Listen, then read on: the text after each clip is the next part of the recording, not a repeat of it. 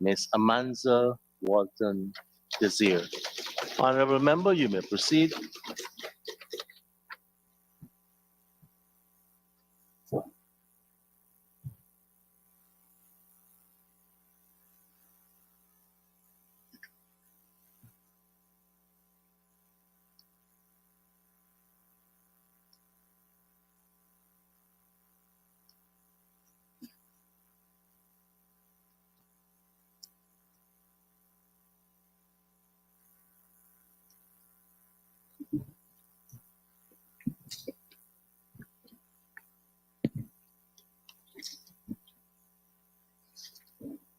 Thank you, Mr. Speaker.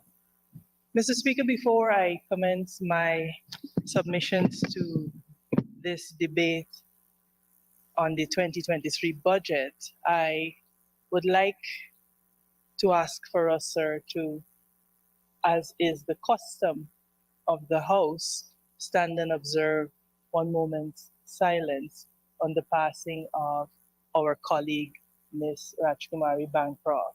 I know that that is a long-standing custom of the House, but it appears as though we missed it this morning. Honorable member, I have no problem with observing moments of silence in recognition of the late honorable member, but I want to differ a bit with you in long-standing custom in the House. We do have a long-standing custom which relates to the House paying tribute to fallen members. But we will observe some moments of silence. Thank you, Mr. And I will say when it begins. Thank you, sir.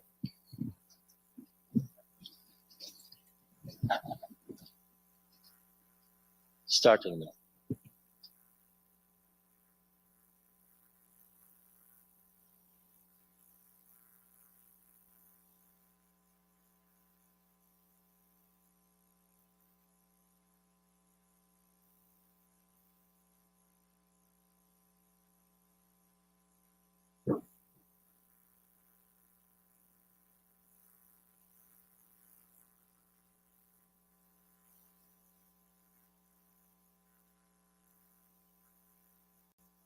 Thank you.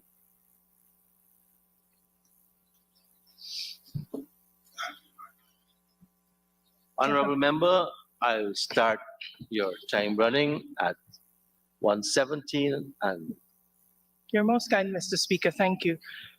Mr. Speaker, I rise, as I said, to make my contribution to the 2023 budget debates.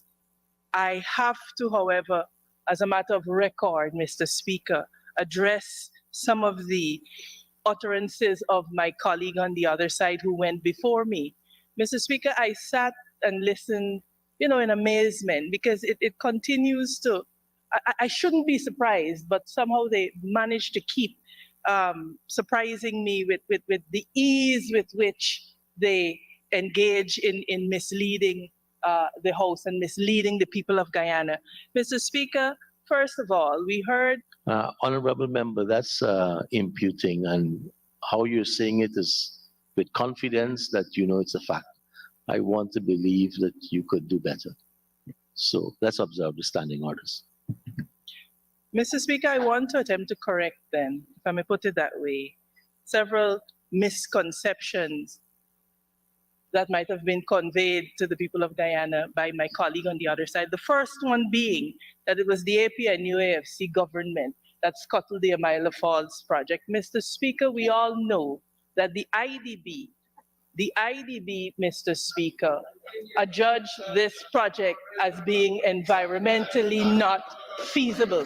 That is a matter of public record. Mr. Speaker,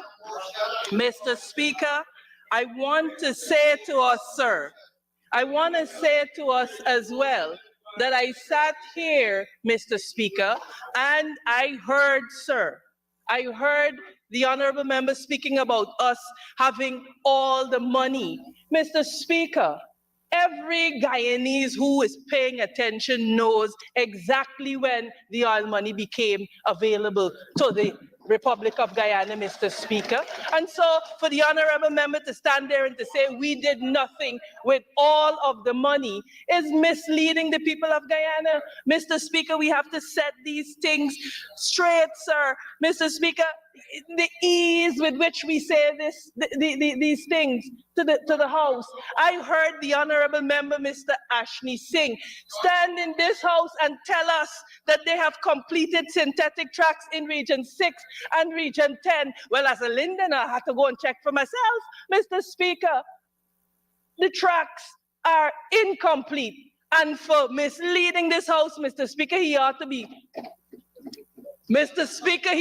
brought before the Privileges Committee, or better yet, he ought to be made to don his tracksuit with DPI in tow and made to run those tracks that he says have been completed, Mr. Speaker. Mr. Speaker, look, we owe a duty to the people of Guyana to be honest with them. And when you stand and you hear the colleagues on the other side of the House, just say these things with ease. Just say they say it with ease, Mr. Speaker. It really boggles the mind. And so I wanted to clear up very early those misconceptions. Mr. Speaker, the other issue that I have, and that I believe is cause for alarm, is the minister's utterances that they will be going after co-op lands.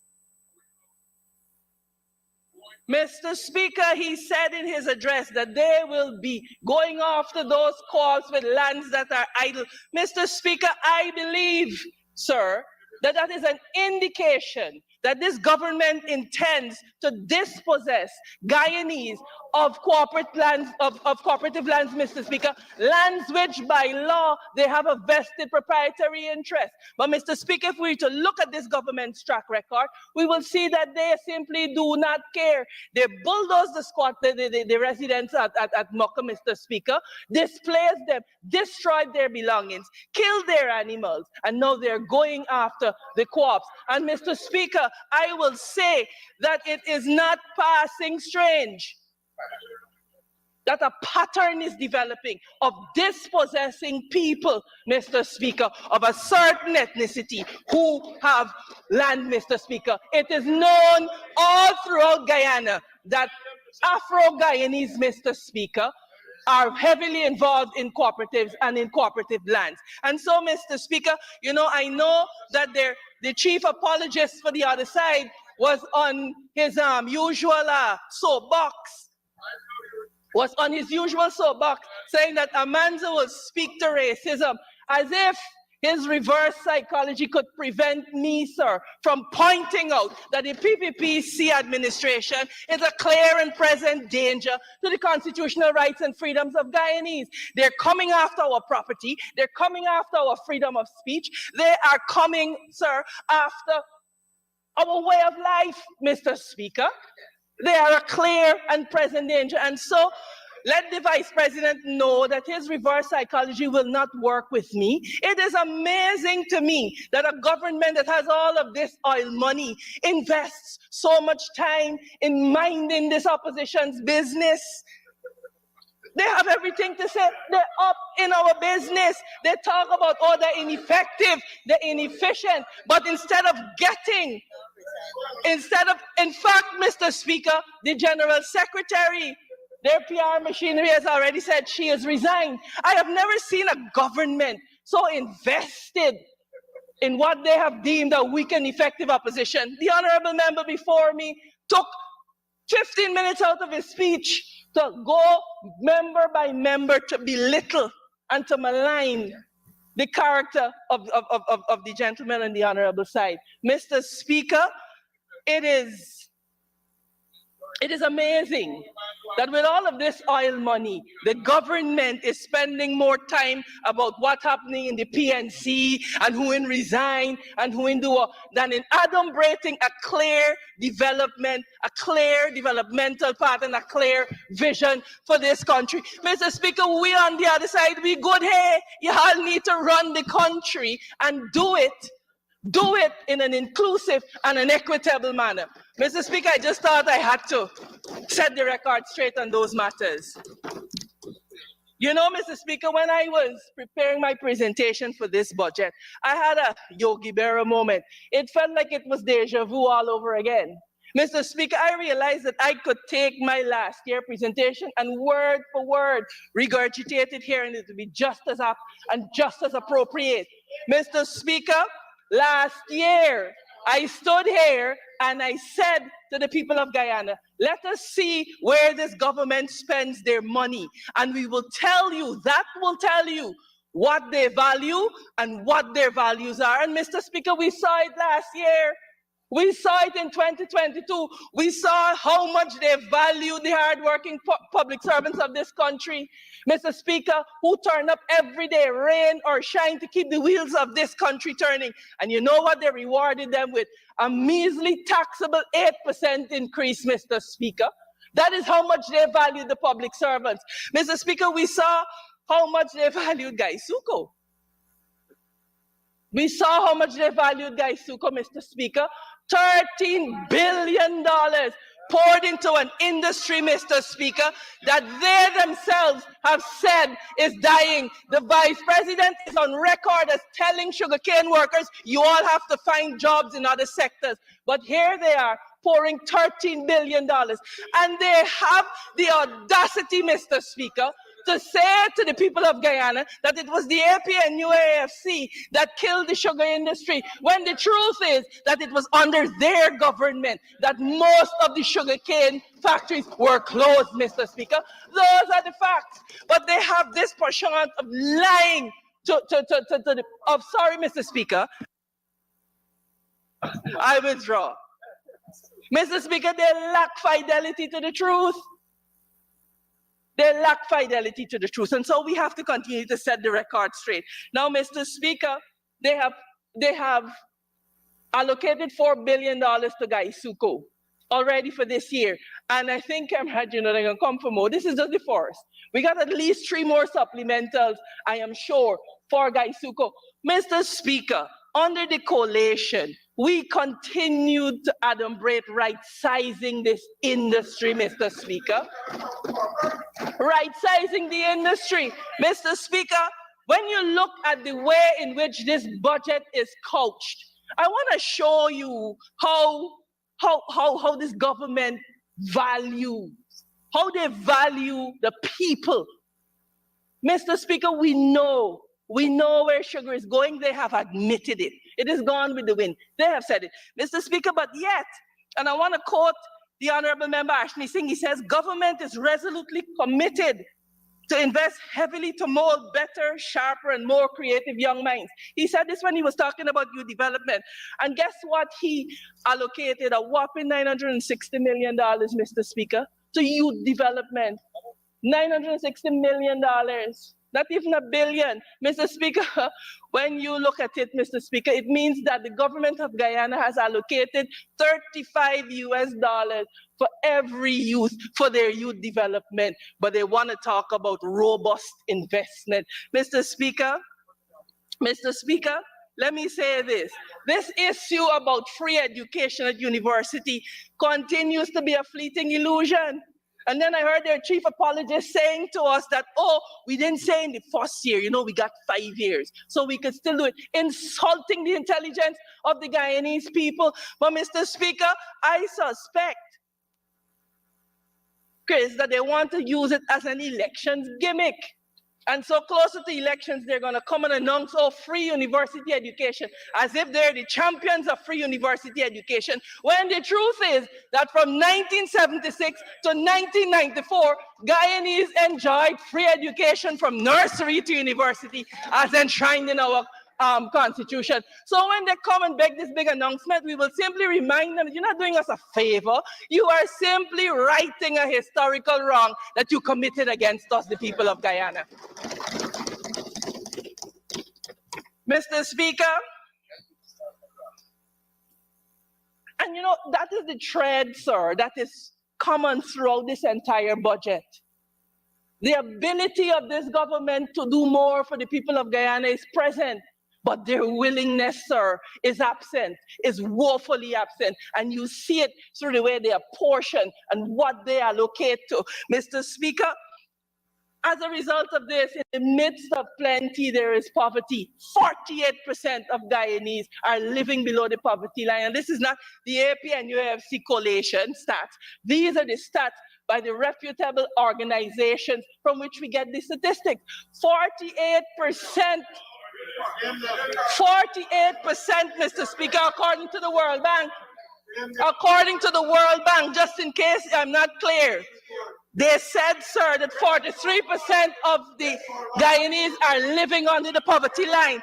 Mr. Speaker, they have said, Mr. Speaker, the FAO in 2023 said that 43% of Guyanese cannot afford a healthy diet and that 5% of Guyanese are malnourished. That is what the FAO report says, Mr. Speaker. So they can heckle all they want. They like to say the numbers do not lie. Well, the numbers are not lying now, Mr. Speaker. The numbers are not lying now. Mr. Speaker, I will quote from the World Economic Forum Global Risks Report. You all need to go pull it down and read it. The World Economic Forum report says, Mr. Speaker, that the cost of living crisis is the #1 risk the world will face in the short term over the next 2 years and in the long term for the next 10 years. That is what the World Economic Forum report says, Mr. Speaker. And yet, sir, with all of this empirical data that is showing that we are suffering, Mr. Speaker, this government, sir, allocated a measly 0.5% of this budget to address cost of living and the cost of living crisis, Mr. Speaker.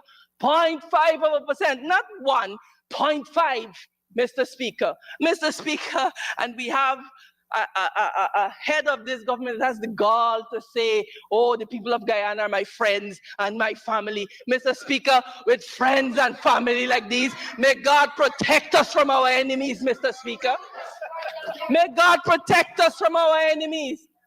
Mr. Speaker, this is serious. Mr. Speaker, more can be done for the people of Guyana who are suffering. Mr. Speaker, that sweeper cleaner who earns $85,000 a month, Mr. Speaker, $50,000 on rent, another $15,000 on transport. She has to spend $10,000 a week to feed herself and her 2 children, Mr. Speaker. Mr. Speaker, that is the end of her salary. She still has not paid GWI. She still has not paid GPL. And the head of this state, Mr. Speaker, the head of state and his government have the temerity to put in the budget that they are studying cost of living measures. For the last 2 years, Mr. Speaker, they have been studying and consulting, and the people of Guyana are starving. And whilst the Rome is burning, Nero is fiddling his thumbs.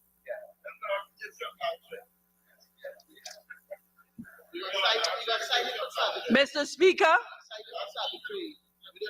we will say, sir, that we are happy.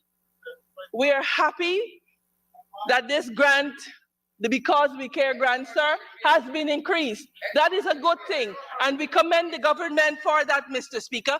And we commend them also for continuing the feeding program that the coalition government started, because we appreciate, sir, the connection between nutrition and cognition, Mr. Speaker, and learning. And so, Mr. Speaker, this is good, but Mr. Speaker, more is possible. More is possible because we have more at our disposal, Mr. Speaker. Mr. Speaker, for example, why can we not work together to devise a scheme to subsidize transportation for school children? Mr. Speaker, they've allowed the buses to rot. Mr. Speaker, why can we not? We have the funds, sir, and with 0.5% of this budget allocated, it will mean that parents will no longer have to carry the burden of paying for transportation, Mr. Speaker, freeing up money in their pockets and allowing them to have more disposable income. Mr. Speaker, my colleague, Ms. Flubes, earlier gave us the price of commodities, of basic food items in the shop. Mr. Speaker, why can we not, as this government that so cares about people, Mr. Speaker, why can we not have a program to subsidize the basic food items, Mr. Speaker, egg, rice, sugar, milk, potatoes, Mr. Speaker, so that single parents, the most vulnerable amongst us, sir, can go to the store and be able to have, sir, these items that they depend upon for their survival. Mr. Speaker, it is possible for us to do with a mere 1.5% allocation from this budget, Mr. Speaker. The ability, sir, is present. The willingness, sir, is absent. And that is unacceptable, Mr. Speaker. Mr. Speaker, look, we want to say that we are happy that programs such as WIN, Mr. Speaker, are continuing. We are happy about that, sir. Mr. Speaker, we agree that it is important for women to be able to participate meaningfully in our economy. Mr. Speaker, the most recently published labor force survey shows that the labor participation rate of women is 40% less than that of men. Despite less women participating in the market, Mr. Speaker. Yes, sir. With us, right? I'll be happy to do that, sir. Mr. Speaker, the labor force survey, our last labor force survey, Mr. Speaker, shows that despite less women participating in the labor market, the unemployment rate of women is 50% higher. Mr. Speaker, we cannot have inclusive growth if our women are not gainfully employed or able to meaningfully participate in this oil and gas economy. And Mr. Speaker, while we commend the WIN program, the statistics that I just cited suggest to us, Mr. Speaker, that these interventions are not enough. And so to this end, Mr. Speaker, I want to encourage the government that empowering women economically is not just a moral imperative, but it is an economic strategy. It is smart. It is smart. It is the smart thing to do. Mr. Speaker, when our women thrive, so does the economy. And so I want to urge us, Mr. Speaker, to invest more in partnering with private sector women's organizations. There's the Women in Oil and Gas. There is the Women's Chamber of Commerce. There's the We Lead organizations. Those organizations, sir, that will be able to establish training programs and to train and mentor women in business and to set up business incubators for women. Mr. Speaker, the initiatives are present, but my point is, sir, that we need to do more because more is possible. Because for the first time in our post-colonial history, in our post-independence history, Mr. Speaker, we have the resources to do all of these things, sir. And we can do it today. Mr. Speaker, the time is now, sir, for bold and visionary investments in our human capital. Mr. Speaker, we must understand and we must know that our human capital is by far our most important asset, Mr. Speaker. It is the most important for our long-term economic development. Sir, look, let's look at the investment as it relates to capital projects. Mr. Speaker, since assuming office, this government has increased spending on roads and bridges and buildings by 600%. 600%. Mr. Speaker, and CapEx outstripped employment spending by 5%. Mr. Speaker, despite receiving about $335 billion from the Natural Resources Fund within the last 2 years, this government's been spending has produced a deficit of 12%. Mr. Speaker, this is alarming. Mr. Speaker, you know, we euphorically boast about being the fastest growing economy in this part or in the world, period.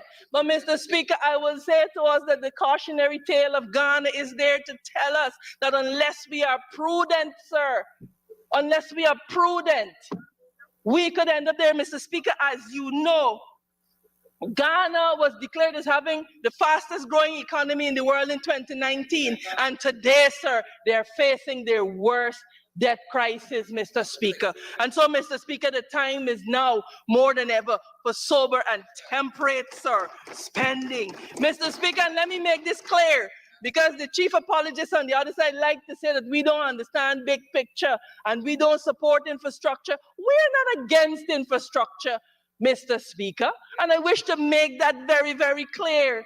I wish to disabuse the minds of my colleagues on the other side that we are against infrastructure. Mr. Speaker, we understand on this side of the House that infrastructure is one of the subsets of the components that will drive our long-term economic growth, Mr. Speaker.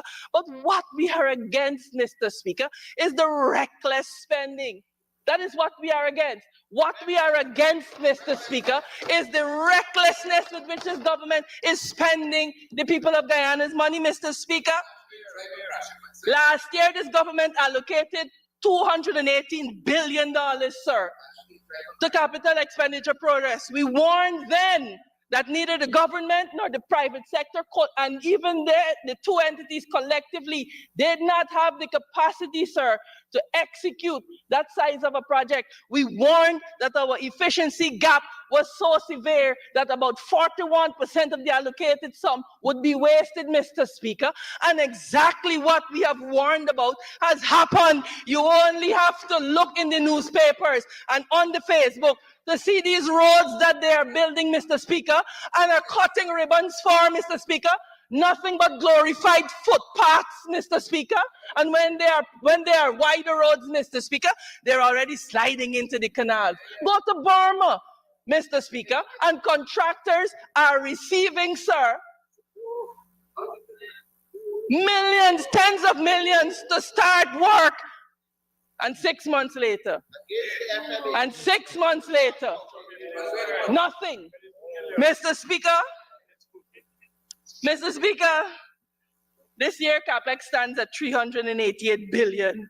Of course, barring the supplementals that they will come for. And Mr. Speaker, you know what is the funniest? That's not the part that befuddles me in all of this, you know.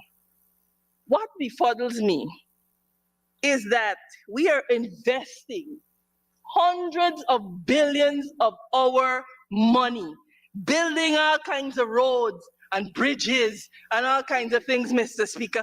And the most critical piece of infrastructure, Mr. Speaker, we are neglecting. Mr. Speaker, the seawalls, Mr. Speaker, our sea and river defense is the most critical infrastructure for a low-lying coastal state like Guyana, Mr. Speaker.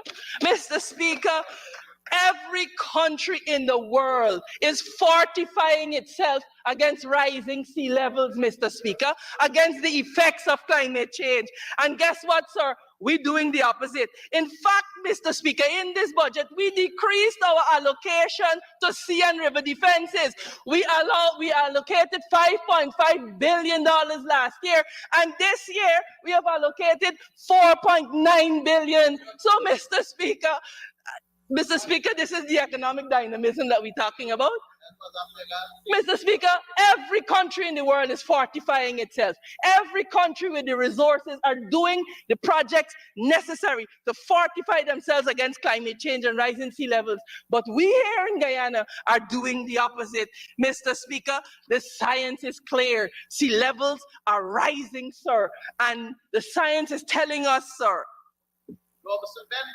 by 2030, Mr. Speaker, by 2030, it is entirely possible that Georgetown will be underwater. Mr. Speaker, the science is clear. It tells us that we are more prone now to tsunamis and tidal waves than we have ever been. And this government is running around this country, building roads, building bridges, building hotel rooms, building golf courses, building synthetic tracks, and failing to do the most important thing, Mr. Speaker, and that is to protect them from flooding and from the sea coming in on us, Mr. Speaker. It appears as though, sir, that if it is left up to this PVPC government, all of us are going to be washed away.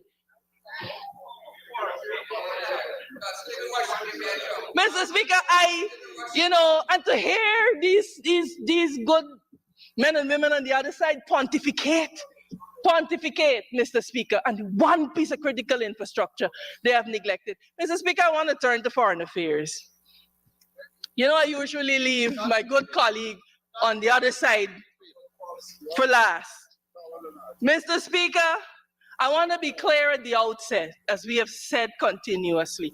Mr. Speaker, on the issue of our territorial integrity and of our sovereignty, Mr. Speaker, we stand resolutely. We stand as resolutely, sir, as the Pacaraimas. And we are saying, sir, that we will support all of the endeavors of this government, Mr. Speaker, that is geared towards preserving, sir, our territorial integrity.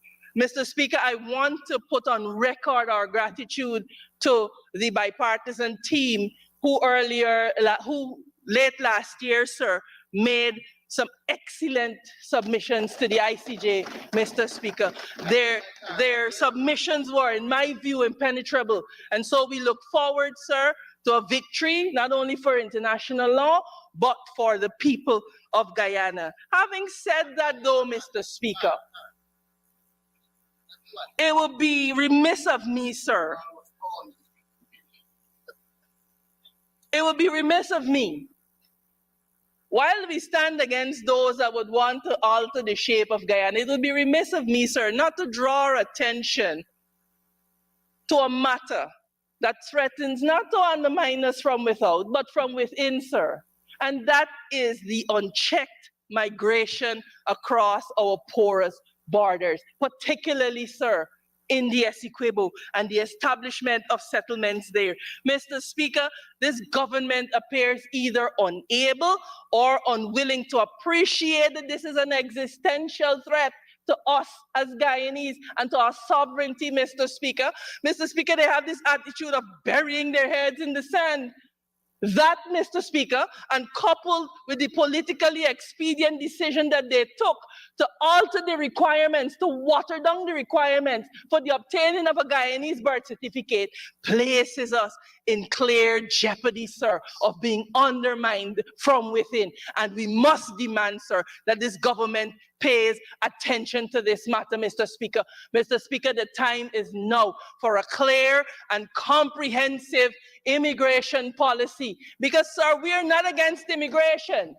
We're not against immigration. For decades, Guyanese have migrated in search for a better life for themselves and families, Mr. Speaker. And so we're not against migration, but what we are asking for and what we are demanding is that this government expounds, sir, a clear immigration policy so that we understand where we stand and we understand what the future course of actions will look like. This ad hoc transactional approach to our foreign relations has to stop, Mr. Speaker. You can't be going all the way to the Asiatic regions, Mr. Speaker, to talk about labor shortage when you have failed to look right in the Caribbean first, Mr. Speaker, for labor force. There's a level, sir, of inconsistency, sir, in this government's approach. Mr. Speaker, let us say that at the epicenter of our foreign policy lies, at the epicenter of our foreign affairs, rather, lies the issue of our foreign policy.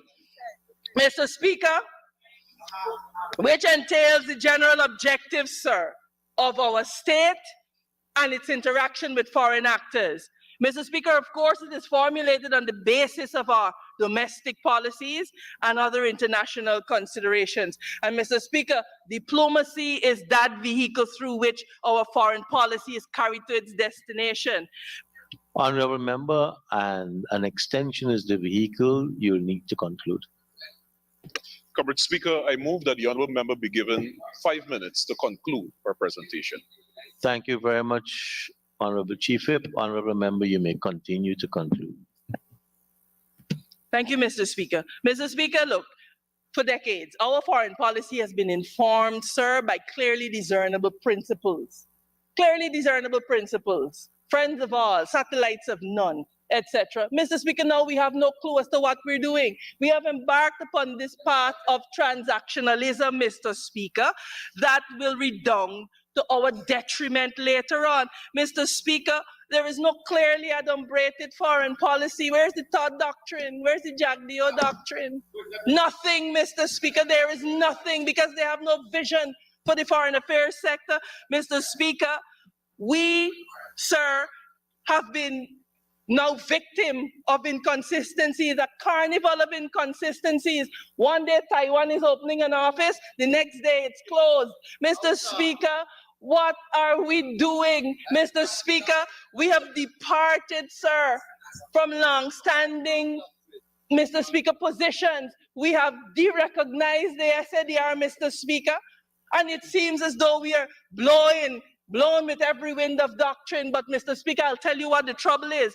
Mr. Speaker, the trouble is that this government is unable to discern between its private interests and the interests of the state.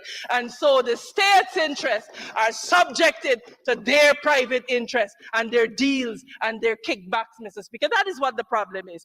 Mr. Speaker, we are now viewed as day traders, and so nobody takes us seriously anymore. Mr. Speaker, professional diplomats, sir, professional diplomats were the hallmark of our diplomacy. We were able to punch above our weight in the diplomatic arena. Now we are saddled with the likes of Charan Das Prasad.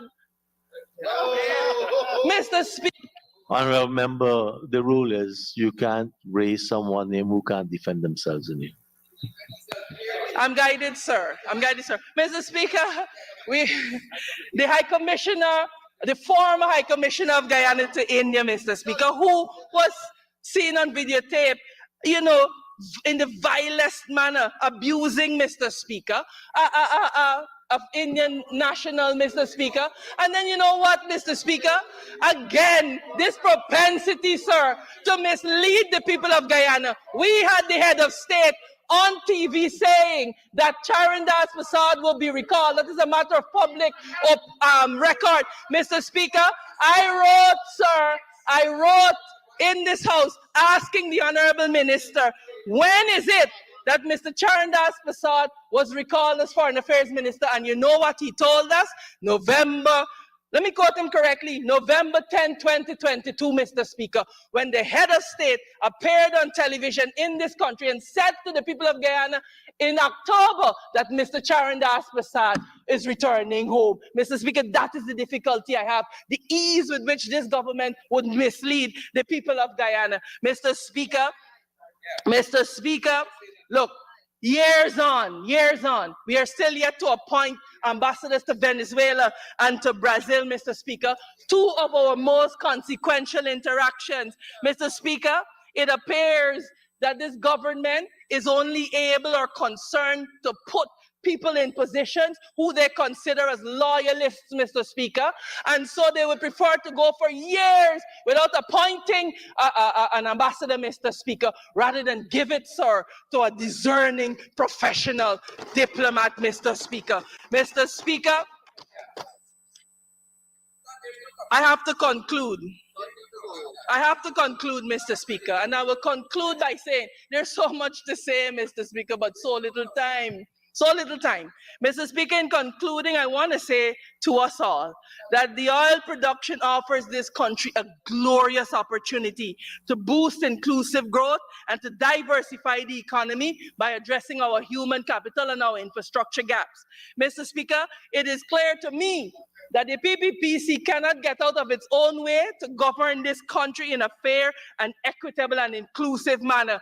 Mr. Speaker, even the projects that are intended to be transformative are either geographically misplaced or woefully underfunded. The logic, sir, behind putting a tourism and hospitality industry in Port Morant, in the agricultural belt of this country, when the hotels are 90% of them located in the capital city, is beyond me, Mr. Speaker. Mr. Speaker, the failure to put a robust sea defense program, sir, into effect is tantamount to us, sir, abandoning our coast to the sea. Mr. Speaker, this budget is high on dollars, but seriously wanting in common sense. Big on concrete, but short on care and compassion. Mr. Speaker, once again, we are faced with a budget that does nothing for the poor and working class in comparison to what is being done for big business, Mr. Speaker. And so, Mr. Speaker, while I thank the Ministry of Foreign Affairs and of Finance rather, and their hardworking staff for putting together this budget, I am afraid that in its current iteration, I cannot support it. Thank you, sir.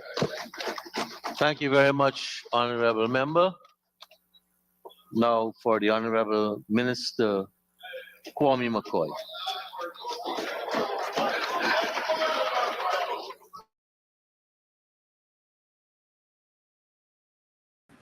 Welcome back, folks. Welcome back to our program, our live debates, a breakdown of what is happening. We just saw a very Powerful, energetic and powerful and enthusiastic presentation from Amanzo Walter Desir, Correct.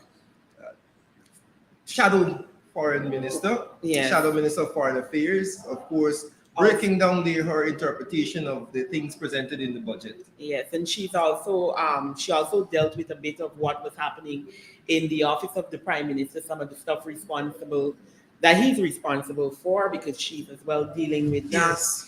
And we saw her hammering a lot of issues, and what we've been seeing here a lot today in the speeches is the blatant untruths that are Yes. being told. And I mean, she started out really dealing with a lot of those untruths, and Yeah. even in ending, as she talked about foreign affairs, talking about when the question was put to the House about About the recall. yes, a recall of China Charnas. Prasad. The And- president gave one date, and then the foreign affairs minister said one thing. And I like what she said about the ease at which this government misleads.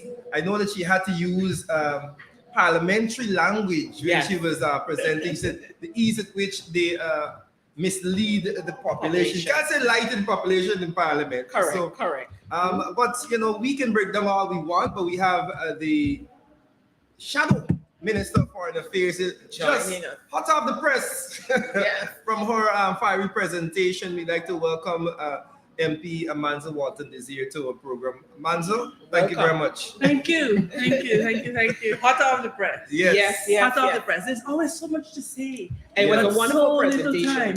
Thank you. Yeah. Thank Yeah. you. So Yeah. little time because Yeah. there's so much to talk about, but 30 minutes does not allow you to do Fully, justice and to ventilate. especially when you have a budget that is lacking in so many areas. Correct. Right? I know there are a number of issues to pull out and to highlight to the nation. Mhm. I want to have you comment on this. Last night I was doing a program, and one of the viewers commented, why go to parliament and debate when the PVP will just do what they want? But I expressed that it was an opportunity for us to point out to the world and the nation the inadequacies and the failings of this administration, where they're actually spending their money. Your thoughts on that, about the entire debate process? Well, it's important. It's particularly important because, and this is the view that I bring to what I do, which is why many times you do feel frustrated coming, but you understand that what we say in the National Assembly is entered into the Hansard. Public record. And so it becomes a matter of public record.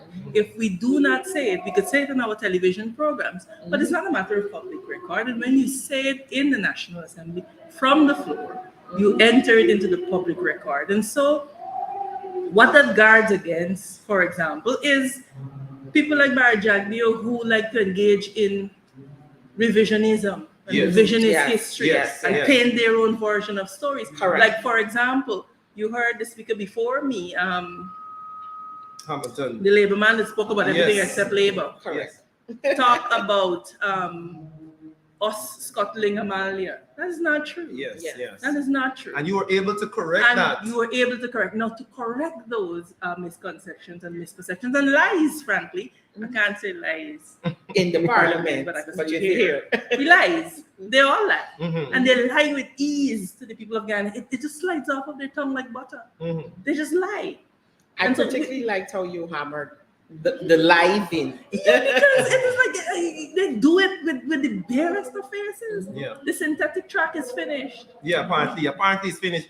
And the image of the minister in his tracksuit Tracksuit. running on the unfinished synthetic track or the Yeah. finished synthetic Yeah, track. I Would be mean, interesting. it really, they really need to be brought to heel, and Yeah. they need to understand that you don't get to come and revise history. You don't get to engage in alternative facts. Yes, yeah. I want you to kind of expand on something that you said, that the budget is big and concrete and light on caring. Caring. How do Guyanese interpret that in terms of what the budget means for them?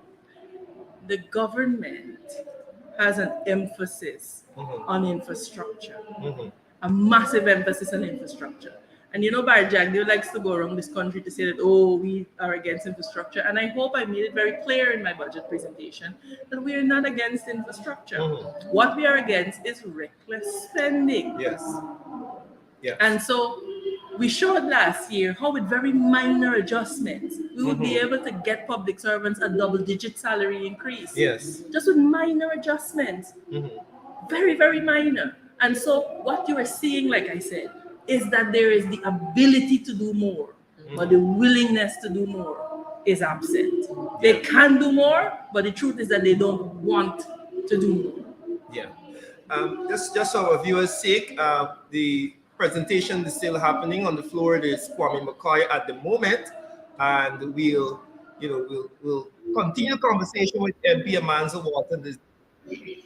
So you can see there, Mr. McCoy is on the floor, and we'll continue. Amanzo, I want to address a particular issue that you brought up as we deal with foreign affairs, which is your portfolio. The issue of Charandas and the, as you mentioned, the carnival of inaccuracies or inconsistencies. I can't remember exactly. Carnival of The inconsistency. carnival of inconsistencies. How, in your view, has this government handled our foreign affairs? They haven't. And that's the problem. The ship is listing, it's going whichever way Jagdeo decides that it must go tomorrow morning. And so there's no foreign policy. There's no guiding North Star that we could look to say, well, this is what our country stands for. And like I said, what has happened is that the national interest has become subjected to their personal interests. Right? That is the only way you can explain the shake and the vaccines. Yes. You know, that is the only way that you can explain a lot of the shadiness that you see happening. There are so many international agreements that have not been signed, that have been signed rather, that we don't know what they've said. And one of the things that I wanted to touch on, but time did not permit, is that we know we want to run for a Security Council seat, Yes. a non-permanent seat on the council, but we are not au fait with what efforts the government is making and what effort they're making to make that possible. Yeah. But you know what they're going to do? They want to turn this into a big PR campaign that, oh, they got us a seat, a non-permanent seat on the UN on the Security Council. But we know our history. And so we know that in the 70s, Guyana not only had a seat, but they chaired the UN Security Council. And then in the 80s, we sat on it again. So this is nothing new. And we were the first members of CARICOM, the first member state in CARICOM to achieve this. Yeah. So there clearly is no direction in terms of our foreign policy. We have not yet appointed a Brazilian ambassador. We have not yet appointed a Venezuelan ambassador. And I understand that the charge that they have there is woefully inexperienced. This is our most problematic bilateral partner. And we do not see the wisdom, or Todd et al. Do not see the wisdom of appointing an ambassador. We have seasoned people, the likes of Ambassador Audrey Waddell and these women who have been in the service for years, and they've just been cast aside because this government is so rancid and so bitter in terms of being of victimizing and discriminating against people they perceive as not politically loyal to them, that they would undermine the very interests of the state on the international scene. And that I have a problem with that.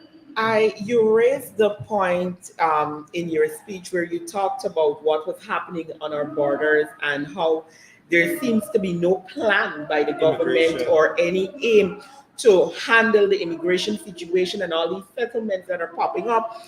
And in the comment section, people are talking about it and talking about going to the Guyana Post Office and seeing so many of non-citizens there making registrations and these kind of things. And I think we have to continue to hammer in the fact that these are extremely important issues that, as you started to hear, It's and yes, of course, and of course, the thing with the budget is that you never have enough time. to expound on these things, but it's a problem. Mhm. It is problematic, and you could see a situation where Guyana could be overtaken without one shot being fired. Yeah. We are 700,000 of us in these borders with a state that is our neighbor that has a population of 24 million. What prevents them from planting 500,000 people in the Essequibo? And Nothing. that's it. Nothing. Yeah, with no policy or no strategic plan of how we're going to deal with it. Nothing. With all of this money, how are we beefing up border defense to make sure that there's not just the porous migration of people? Now, mind you, we are constrained by international conventions on human rights and how we Yes. treat migrants. I am not talking about that. I'm talking about this government's failure to put in place policies and to spend money behind putting measures in place to make sure that we know who the people are who are within our borders, that we know where they're going, Correct. that we know what they're doing. You can't go into the US anyhow. Yeah. Yes, yeah. You have to declare your entry. You have to stay how long. You have to tell them where your address is. So this is not me being far-fetched. This is the reality of what we're facing. But you have a government who is prepared to subsume or to subvert the national interest in pursuit of their own narrow political interests. Yeah. So And Yeah. especially this as is where we we are. And I we think have that's what we're seeing. we a quickly developing nation with all the oil. Well, these are things that we have to take seriously. Absolutely. I was also interested in your comment on the sea defense. Now, people might not know you. Well, people should know that you have a background in law and in particular environmental issues. And offshore drilling. Offshore drilling and all these things. So I was very happy when you brought up that, and kind of explain to the public in more detail, because they know the constraint of the time on the floor, about the neglect of the most important, as you said, piece of infrastructure, which is our sea defense. I allow you to go ahead. Look, from the time that you are in prep A, they teach you that we're 6 feet below sea level. Yes. Yes. From the time you're in prep A. Now, whether you like Forbes Burnham or not, one of the things that he got right was that he invested heavily in sea and river defense. And correctly so. Without it, we are at the mercy of the sea. And I do not think that we have an understanding of just the magnitude of nature and of natural disasters, because by the grace of God, we've been spared it. Yeah. Correct. But if we are to have the experience of a place like the Philippines, where tsunamis come and wipe away thousands of people, we will sing a different tune.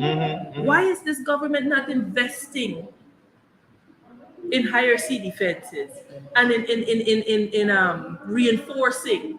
See, they've cut allocation to sea and river defense. To me, it is mind-boggling. That flood that we had in 2021 or 2020, when was it? 2021. 2025. No, not in We had 2005. We had one recently that yes. it was described as the worst natural 2021. disaster. Yeah. 2021. Early. Look Yeah. at what that wrecked. This was Region 7, and Right? those Look at the half of Region that three. wrecked. Can you imagine a 30-foot tidal wave coming over this seawall?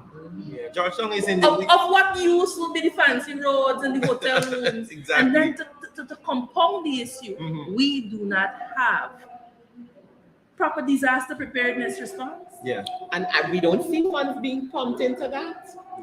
You see? It's a burying the head in the sand. It is like there, but for the grace of God, go we. If you leave it up to this BBB government, we will all be washed away. and perish. Yeah. Because there's not a focus. Like when I read the budget, I couldn't believe it. I'm like, wait, these people are actually cutting spending on sea defense, sea and river defense, drainage and irrigation should be the two sectors that receive significant investment. Look, a coca door broke in Charleston. Yeah. The Penitence Coca. Last week, the entire Charleston was on the water from a coca door breaking. So this government, they're big on talk, but they're very short on substance. Very, very short on substance. As you mentioned substance, the substance that lots of university graduates and those who are currently at university again, hoping to see in the budget is some sort of relief for them. And, we did not see that. I know you mentioned that and you alluded to the fact that they might be saving this as an election tool or gimmick. When, 2024, you'll hear this. How do you see their attitude towards this idea of free education or even subsidized some The level? PPP cannot be accused of taking education seriously. It's not something you could say about them. I mean, you have the ability right now to make university education free with just 0.5% of the budget. 0.5, not a 1%. The same amount that they put towards the same amount with the cost of living. Yes, 0.5%. Boy, to They make can do it to make it free. Yeah. They're refusing to do it. Now you would understand the imposition of fees when we didn't have oil money. And again, this is the point that we have to keep hammering home so that people understand. They love to say, what did the opposition do? The opposition did not have the proceeds from the Natural Resource Fund at their disposal. Right. And we did And look at what we did. Look at the quality of life that we gave to Guyanese without that. Minimum wage and all of And these different so for the things. PPP to compare our spending to their spending is comparing apples and oranges. It can't work because it is a different dispensation. They're awash with money. And so they could be doing better for the 750,000 people living here. My God, we're not even a million. not people. even 1 Who million. much is given? We're not a million people. Much is expected. Guyanese should be living with such ease. Look, you look across the Caribbean at countries that do not have the money that we have. You saw them providing vouchers for food. You saw them making price restrictions on certain food items. Say, look, you can't raise it beyond this point. For now, you saw them actively engaging in alleviating the cost of living woes. We studying and consulting. And there are a few things to that because many of those countries, in some cases, have a bit more than we do. They don't have all the resources we do. We have basically almost every single resource there is that would, push growth. Yeah, And they have done those things. And we have, and the government is so proud every time they come, the largest budget ever. They're telling us how many billions of dollars we have in, the oil fund and these kind of things. Fastest growing economy. But nothing. What I will say, though, Shanika and Amansa, that those things that you would have seen in those Caribbean countries or CARICOM brothers and sisters, those are a lot of bottom-up approaches and measures. But this government obviously does not believe in that. Yeah. They believe in giving tax breaks to the businessmen, and we're going to ensure and hope that those savings are going to trickle down to the people. And it has not happened. And in fact, Irfan Ali was on the press begging them to pass them the benefits. Yes. They go all We had a the meeting, private grand meeting. sector It's to is make to money. maximize their profits and to make money. So Yes. We can't expect better from them, but It's it's just the government that should be held responsible for what the citizens and eventually if benefit. you notice that this is their attitude. If it goes right, they take the credit. If it goes wrong, it's something that the AP and UFC government did, the Ukraine war, the 2001 flood. It is blamed it on everybody but Except themselves. You made mention in your presentation where you talked about, Region 6 really being the agriculture belt. I think that was the word you used. And we see here the tourism and hospitality school being, there is this big plan to have some massive building and training sector that will deal with that, where you rightfully said a lot of the hotels and even issues with tourism, we know Guyana has been heading towards a more interior-based tourism sector where we're looking at our savannas and bird watching and all these things. But here we are planting the tourism and hospitality training center, whatever they're going to call it, in region 6, where agriculture should be really booming. Well, I was hoping that you could help me make sense of it, because I can't. I simply cannot. Like, what is the plan?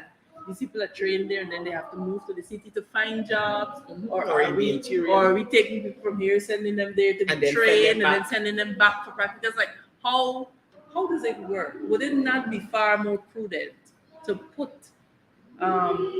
vocational and TVET training schools there, institutions with a very large focus on agriculture, so that you in other words, projects that are culturally responsive to the specific region?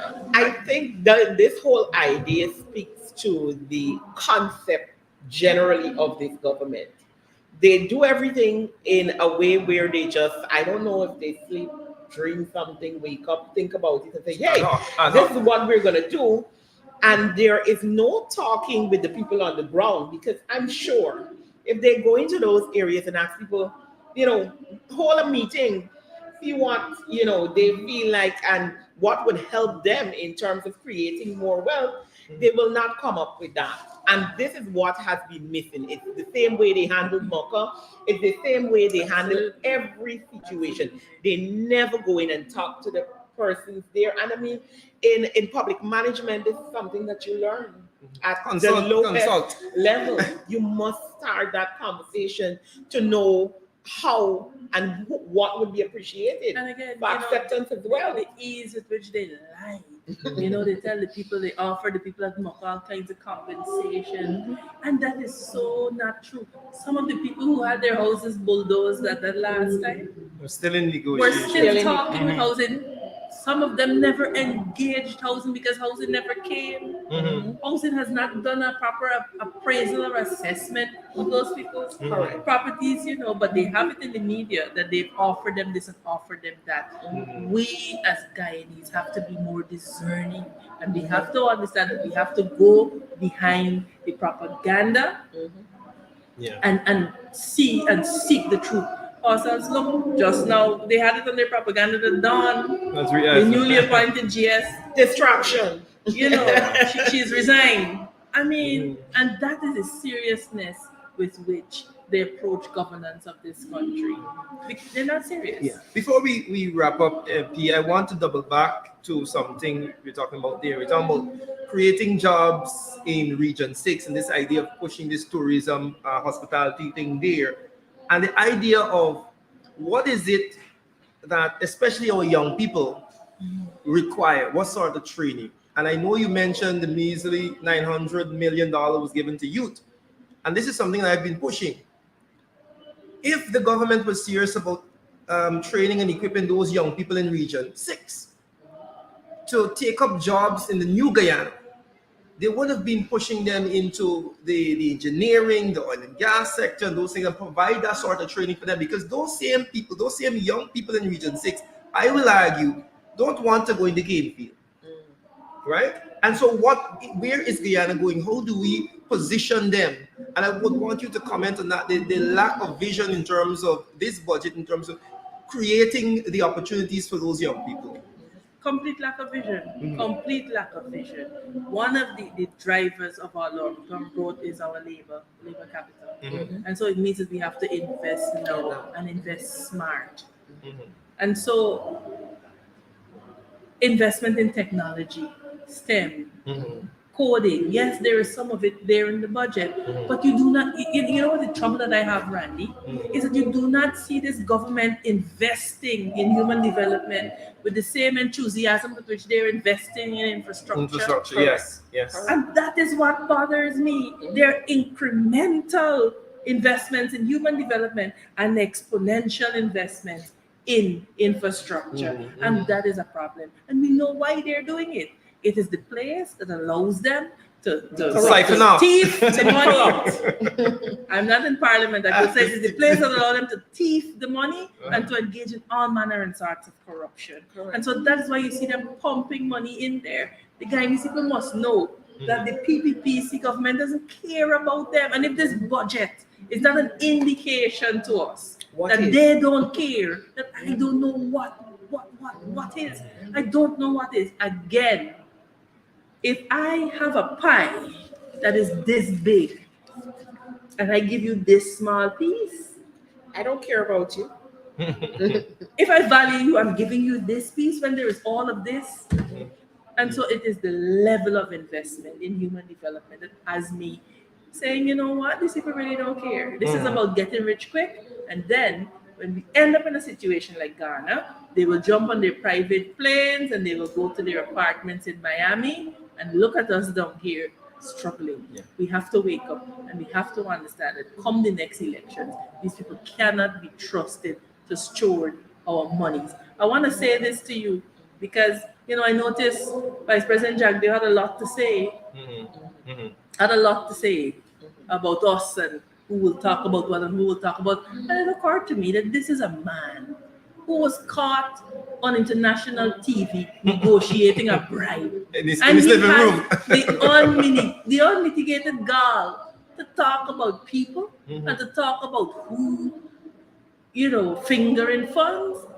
This is a man that knows about who is too young and too inexperienced. He forgets that he was handed the reign of this country at 35. But you know, Randy and Shinika, I understand his problem because he took it over at 35. And when he was done with Guyana, we were a narco state. We had death squads running loose. We were blacklisted. We were trafficking in person. Our ranking was poor. The rating from the U.S. State Department was abysmal. We had a litany of failed projects. If it wasn't the Mila Fall and the Flip Motilal scam, was the hospital. The hospital scam was the Skeldon Sugar Factory scam. Was the Borby's Bridge scam, the NIS scam, the insurance compensation, fiber optic cable scam. And this is the man that wants to sit down to talk about people and talk about who's fingering funds. What he needs to tell the Guyanese people is exactly where Sue is, because that's what we want to know. Correct. Correct. On that note, folks, we will allow Mr. Manzo Walton Desir, Shadow Minister of Foreign Affairs, to get back in the house. We thank you very much for coming and sharing your thoughts. Welcome. You're welcome. So much more we wanted to say, Yes. but we're constrained by time. So, but thank you guys. We'll definitely be seeing you. I know that you have consideration of estimates next week, and more and I have to go. some questions for Todd because, you know, he's been spending our money. He's like a drunken sailor and we're not seeing returns for all of these allocations. So thank you for having us. Thank you very much. Thank Folks, you so much. As we continue the program, we'd like to thank you. We hope that you continue to share the live stream as we bring you breakdown of the budget. Amanzo Walton Desir there sharing her thoughts on budget 2023 and, you know, taking out parts of her presentation. Something I forgot to ask her to mention is her comment on the president saying, you know, the Guyanese people are my friends, families, and favorites, you know, because we have been we have been pounding the government for funneling funds to their friends, families, and favorites. And, you know, as I mentioned in our presentation, that if we have friends like that, God help us, we don't need enemies. Correct. Because that was a big thing, you know, in his usual, I'm not sure what word I should use. His, you know, the he's president? always in this wild manner with a level of arrogance when he is speaking on these things. And when we see where the budget is, you are going to literally look the population in their face and say, yes, You're my friend. Guyanese, you're my friend, family, and my favorite. When the majority of this largest budget ever goes primarily to infrastructure, projects. where we you know, it's a very small amount of the budget that goes to our human resources. And you know, in every other country, in any right-thinking government, your human resources are your most important resource. And if you're not investing in a great portion of your budget to that human resource, then we know where we're heading. We still have Kwame McCoy on the floor, but I take a know look at a live look at what is happening on the floor there. For those he persons should who- be close to wrap up by now. right. We were hearing a lot of racket while we were talking. No, you don't in need this. this, and trust me, viewers, you're not missing anything. There's nothing of substance that could come out of Kwame McCoy's mouth. So you don't even worry yourself about what is happening on the floor. We'll take you back to the floor when Mr. Ronald Mr. Cox. Ronald Cox would be coming next for the opposition lineup. And just to let our viewers know, he is the regional representative for Region Number 1. He is also a teacher by profession, and he does a lot of other things. And he will be speaking to the issues of our indigenous people and the issues being faced by the region which he represents, which is Region Number 1, Barima Waini. So we'll definitely be looking forward to his presentation, because we know there's a lot happening all over, and you know, we are eagerly awaiting his presentation. His presentation will be followed a bit later in terms of the opposition lineup by Mr. Ganesh Maipal. Yes, who is the Shadow Minister of Local Government and Regional Development. And we know there's a lot as well happening in that that area. So that's going to be another interesting presentation as we move forward. And then we should also have, after him on our opposition lineup, Mr. Dino-Ryan Ramsuru, who is Region number 6. he's in Region Number 4. Region number 4. Oh, He yes. is Ricky. our AFCS Yes, Ricky. representative in Parliament. So there's a lot to look forward to And in the presentations coming up. and then, of course, the Chief Whip after him, Yes. Christopher So Jones. right after him, in terms of opposition lineup, there'll be the Chief Whip, who is dealing a lot with governance and youth, sports, and culture. Yeah. And we know as well there is a lot and the lack thereof of good governance Oh boy. to talk boy. about. So that's going to be as well a very interesting presentation. And our last two speakers to end off today will be Miss Natasha Singh Lewis, Who's the Shadow Minister of Education. and so she'll be dealing with some heavy issues there. We've been seeing what's been happening in the education system. Chaos. We've been seeing fires, issues with accommodation, lots of things have been happening in that sector.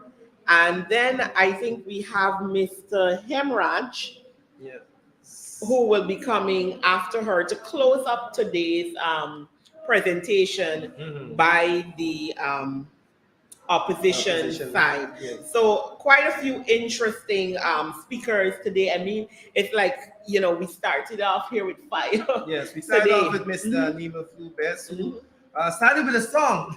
Yes. To start open the baton. Of course, we just had the Manzon. We're looking forward to Ronald, as we will take you back to the floor in just a few minutes. I think Mr. McCoy Should be has- about wrapping up he now. should have a few minutes more to go. But I want to say before, as we take a live look there at what is happening on the floor of the House, I want to say though, as we bring this particular segment to an end and we look forward to Ronald, I am deeply concerned about the government's approach in terms of youth. I know we mentioned it just now. I would have thought that as we move towards an oil economy, we would have seen a significant push by this administration to train more Guyanese, especially the young people, in oil and gas, in engineering, and all of these things that allow them to take advantage of what is to come in Guyana. Now we see, contrary to that, we see the importation of thousands of skilled workers, which is expected as a young country as a young oil economy, if I should say that, we're not experiencing oil, so we will need some skilled laborers to come in. But massive training should be Right, expected. it should be a big plan to say, hey, what, by 2030, 80% of our oil sector will be taken up by these young Guyanese that are coming out of school and going into university. We want y'all to eventually take those jobs. I want to make a point on that in terms of the local content program that was started under the coalition, where we handled that document.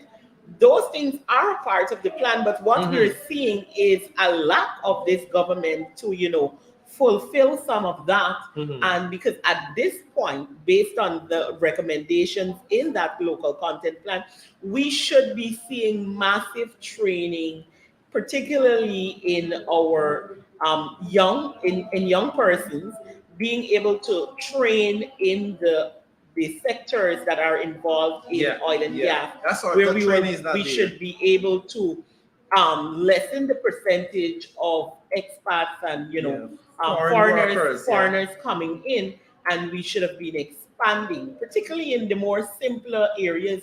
We should have gone a farther way, but we're seeing here there is not much talk about that. There's no talk, and no we don't action see it either.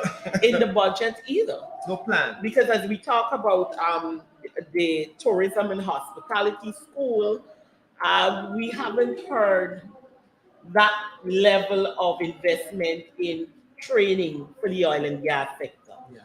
And this is where we're getting our largest funding from currently, Yeah, definitely. So that's the lack that we speak of, and connected to that is the whole issue of the University of Guyana and the subsidizing it. Amanza made a very good point that whenever they come and use this free university as an election gimmick, we should remind them that it is this side of the house, right? That afforded Guyanese free education up until they came in, right? Up until they came in. So these are all the issues that we're tracking, folks. We want to ensure that you get a grip or get a handle of all of the issues being debated for the next week. We will be heading back to the floor in just a few minutes. Stay tuned. Stay tuned. So we'll be heading back to the floor in just a few minutes. Give us a live look at what is happening there on the floor of the House as budget debates 2023 continues. As I said before, do not be afraid. You're not missing anything. You'll see that. Right? You're not missing anything. We have an MP in the house. Come. We have MP Nima Flubes in the house who will rejoin us now. MP, what has been happening? What's been happening? It's just that I'm amazed that Newsroom had put up an article recently, like just a few minutes ago, Yes. claiming that I sit on the Parliamentary Sectorial Committee of Security, which is true. And I mentioned nothing about it in the budget. But I want them to go and find out for me, when did this committee ever meet? That's what I want them to find out. And let them tell me the date, the time, let them show me the agenda, who attended this meeting, what was discussed at this meeting, because you want me to address something in the budget, as you're claiming, that is my responsibility. But since I've been sitting in Parliament, I'm on 2 committees and none of them ever meet. So it's amazing that Newsroom, of all the things that I would have presented, could find that as a caption. And secondly, when I look at the article, I'm amazed. Why is it that these reporters are not spending time getting accurate information in public? We got Kwame Mukai running his mouth, saying that the people at Caneville only had 2 pigs and 2 fowl. So I told him I could present him with 10 pigs if possible. And we need our MPs to these are follow things him that- to call that out. These are things that really, really upsets me as an individual representative of people. You have people standing in the house lying. He's displaying some food items. Those items, the oil, the sugar, so that is what is in the bags that they share out to give people for the flood relief and all of that. Those small bottle of oil, the little bit of sugar, and all these things. And he's displaying that. Aren't they ashamed? Now newsrooms see all this thing, and you will find nothing to write other than About a committee that has never met that you're supposed to talk about. But the thing about that, it only exposes the issues that we have, even with putting the government into check, because there are all of these committees that should be meeting, and they're not calling them. And then they have the audacity to put out statements like these, and then they come on the floor and pretend like these things do happen. And this is an indictment on this, as well as the speaker and the system of parliament, to know that you have these committees and they're not functioning. I have never, since as a sitting member of parliament since 2020, never attended any of the committees that I'm on, meeting for any of them. I don't know. And these committees are generally headed by government side. Yes. Yes. The Prime Minister, I think, is actually Of the in charge security. That security committee. We never met. Yeah. So Ganesh I am amazed made that point that back. you with were these actually committees. finding a news article to publish on something like what really is going on in this country. The other thing about that article, I'm laughing. Like they only know the national song "Let Us Cooperate," because I sang "Onward, Upward, May We Ever Grow." And it says here, let us cooperate. So I'm looking at that I guess article the now. reporters have an issue with comprehension. Yes. Or maybe not that. It's because they probably grew up in the era where nobody cared about the nation, and they don't even know our They don't national understand the song. significance of that. Yes, and yeah. We're supposed to be able to breathe and live in this country, and everybody's supposed to advance together, but you choose to destroy the lives of people. Yep. And you gotta understand. It's shame, man. Newsroom, shame on you. Shame on you, newsroom. You're ridiculous. You gotta do better than that. I came out to you earlier and I said to you, I feel like your presentation really hit a nerve with the government, because I mean, just after your presentation, they went out on these ridiculous claims, and this newsroom article is a part of it. And I would like to see it is a distraction, and that's what their tactics are about. Yeah. They use the media that they have to make crazy statements, distract our viewers and persons generally interested, so we don't stay on the issues. Because what is happening here in Parliament and the presentation, particularly made by Miss Amanda Walton this year, are important and critical, and it is to the core of the representation of the people. And while these debates are happening, what the issue of these articles that are now flying left, right, and center, marred with untruths and lies, is just an attempt to put a wool over the eyes of the people. And we should not let this stop us. And I know it wouldn't stop you, definitely. Because I'm appalled to hear Kwame making the statement he made that you had 2 pigs and 2 fowl and all these things. These people really need to be called out on such matters, and it goes to show you that they're not interested. All right, our MP just entered the floor there. So I would like us to go live as he begins his presentation. Mr. Ronald Cox, Member of Parliament, Region Number 1.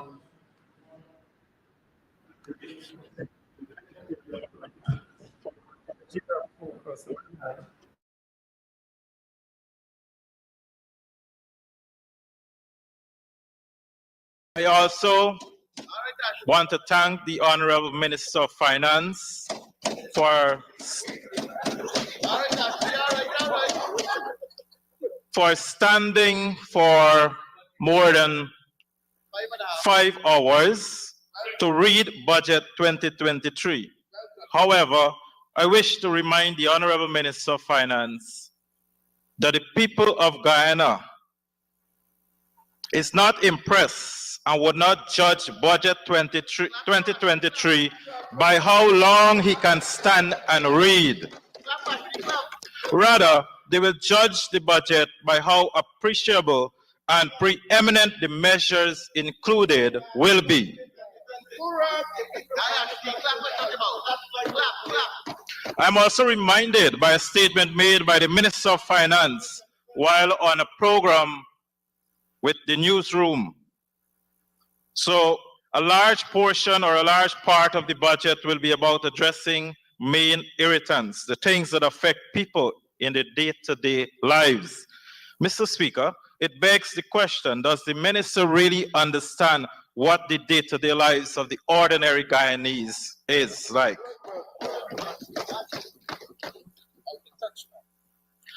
Mr. Speaker, if nothing else, the people of Guyana eagerly were looking forward to Budget 2023 since it included a substantial amount of the oil revenues for the first time. As a matter of fact, Mr. Speaker, this budget is more than 40%, an increase from the previous budget.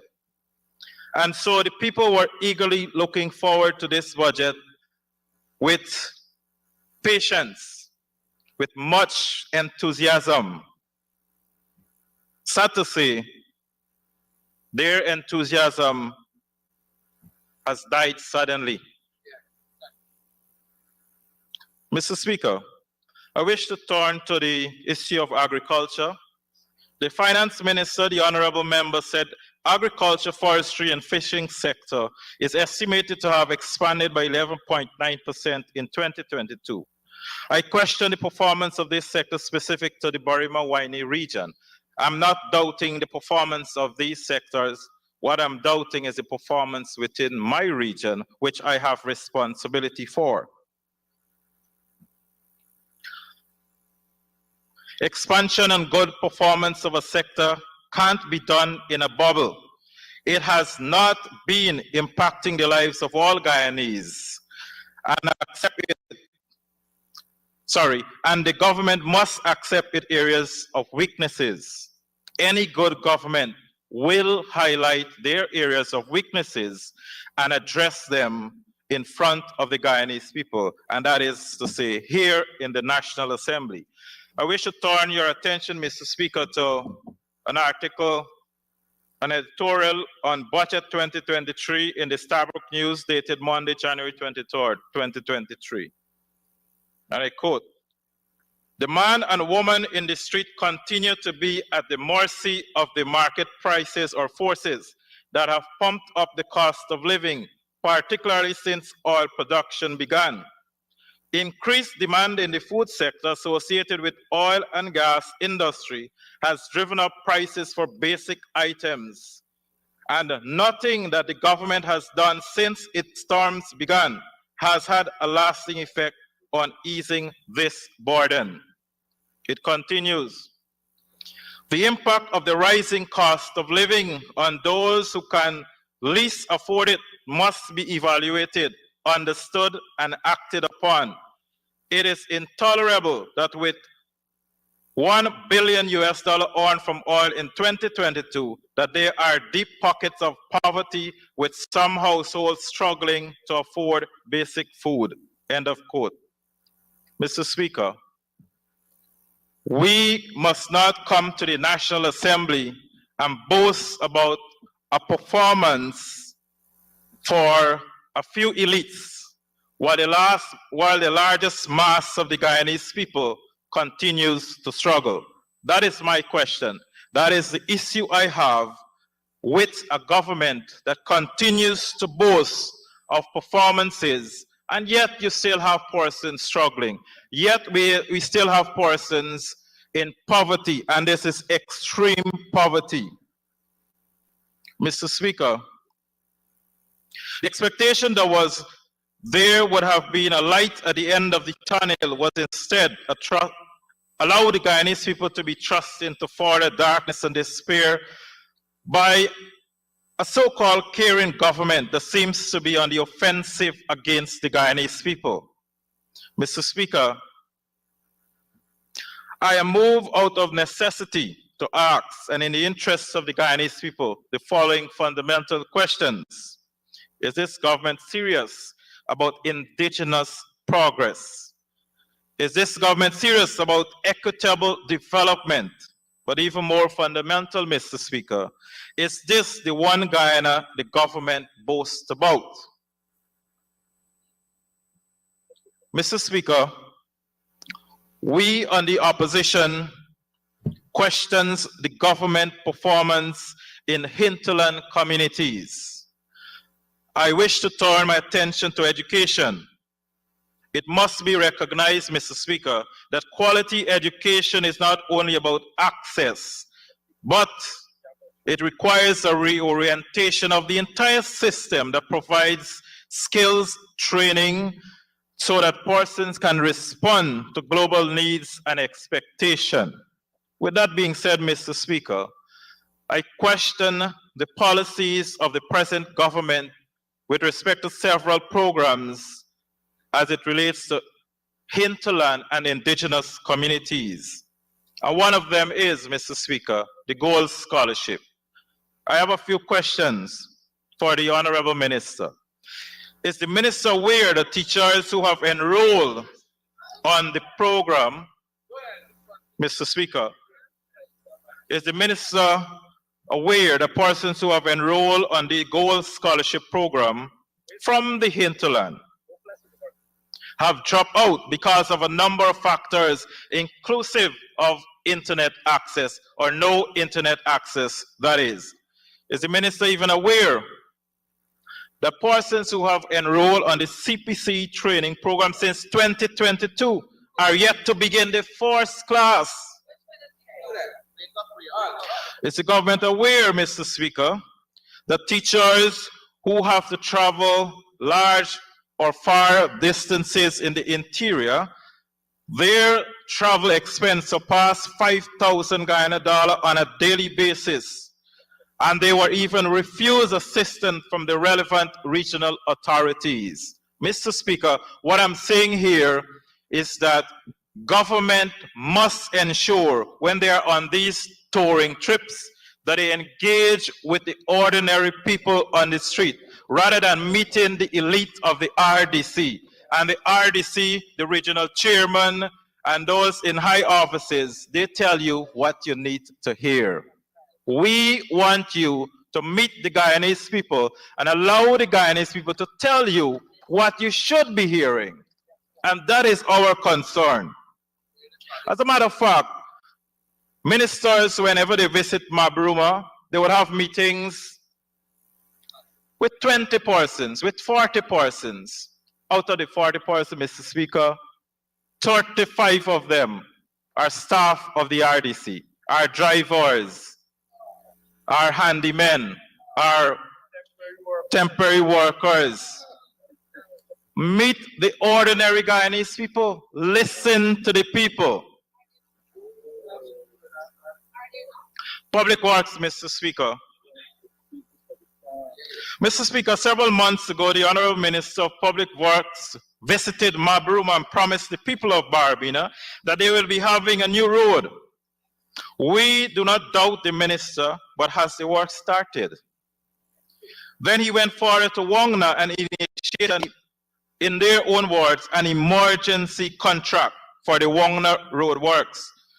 Besides slush mud being spread across this road, Mr. Speaker, it has become worse with no sign of major work in progress. An emergency work, that is.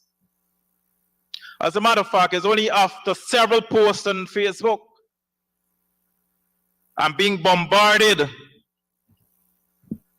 by the RDC, and I was told by a minister through a phone call, only then the contractor decided that he will start moving some of the equipment to this emergency location. Mr. Speaker, what I want to highlight here is this is the issue. One person is being awarded several contracts. As a matter of fact, 95% of the contracts in Region 1. And this person is the common law husband of the regional vice chairperson. Then you have a brother of the said contractor living in Mabruma. who controls part of the contracts there. If that's not enough, Mr. Speaker, another brother, a third brother, is a staff with responsibility at the RDC for works. And if this is what His Excellency rebutted by saying, yes, we are working for friends, families, and cronies, then this must not be. This cannot be. So, Mr. Speaker, one person being awarded several contracts cannot implement the contracts on time, and so you have works being roll over. We yet to see any major work being commenced in Mabruma since 2020. And you have, Mr. Speaker, from 2015 to 2018, while the coalition was in government, you could name roads that were done under the coalition. And if you come here to tell the Guyanese people that the coalition did nothing, then that is untruth. And I said earlier, you must come to the National Assembly to tell the people what the opposition while in government did and what you are doing better. But you will not do that because in some places across Guyana, like where I came from, it's not being done better. Mr. Speaker, I want to applaud the government for continuing one thing, and that is the coalition vision for better roads in hinterland communities. Communities in Mabruma witnessed for the first time after 1992, 28 years to Mr. Speaker,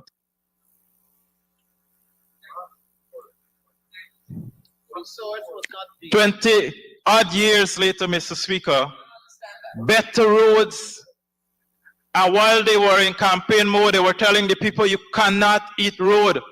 But yet now you come to tell the people that concrete road is the best thing in the hinterland communities.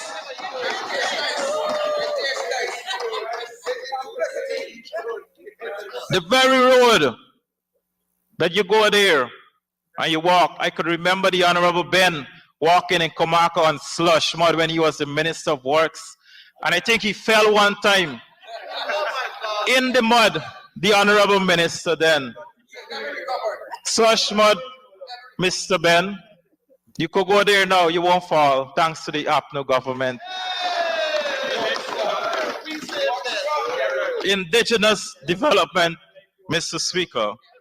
Mr. Speaker, it is a known fact that Guyana is poised for economic takeoff.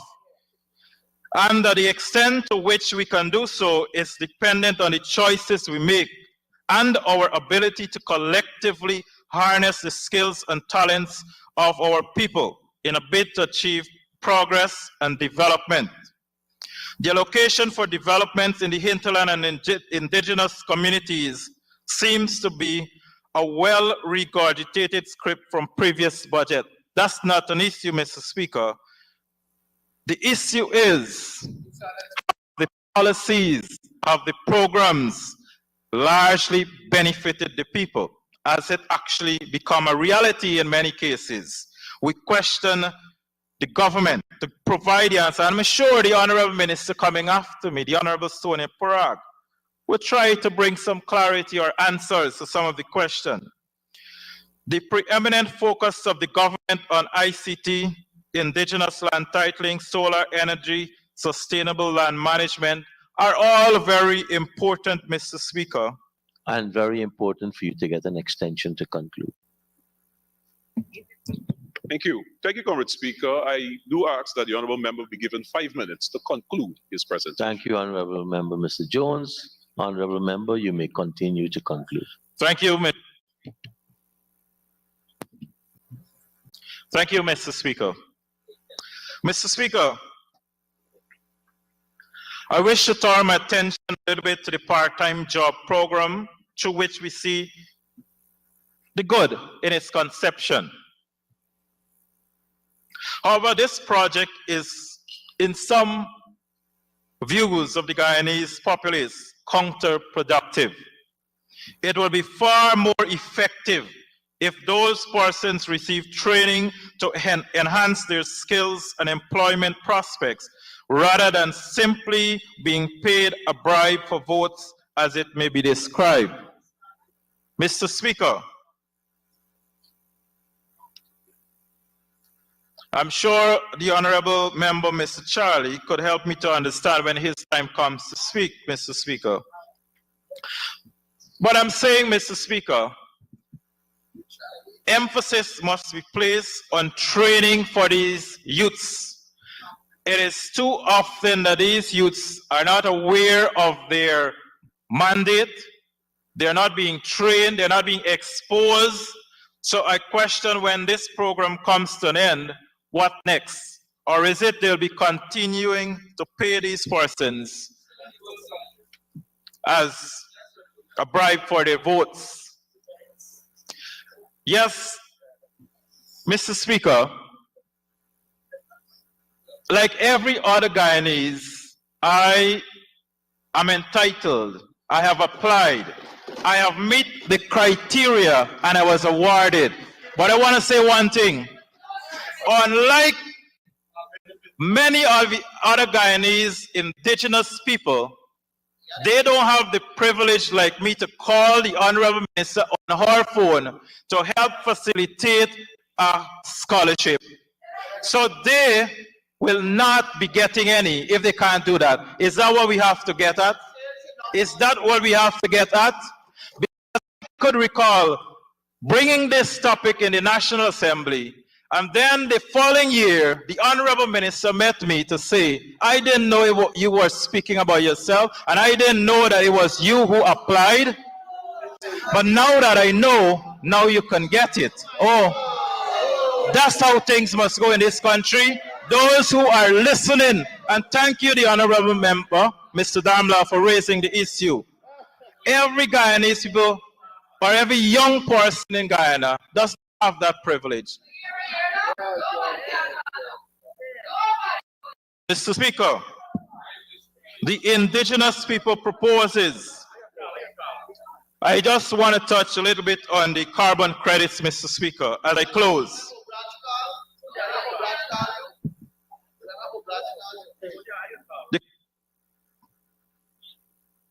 The indigenous people, Mr. Speaker, as it relates to the HES signing of carbon credits, as is largely related to the indigenous people of Guyana, we would like to see what we call a governing board established by the National Two-Shows Council, one with an oversight committee that will monitor the execution of this fund.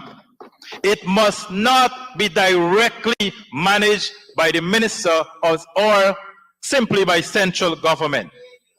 Mr. Speaker,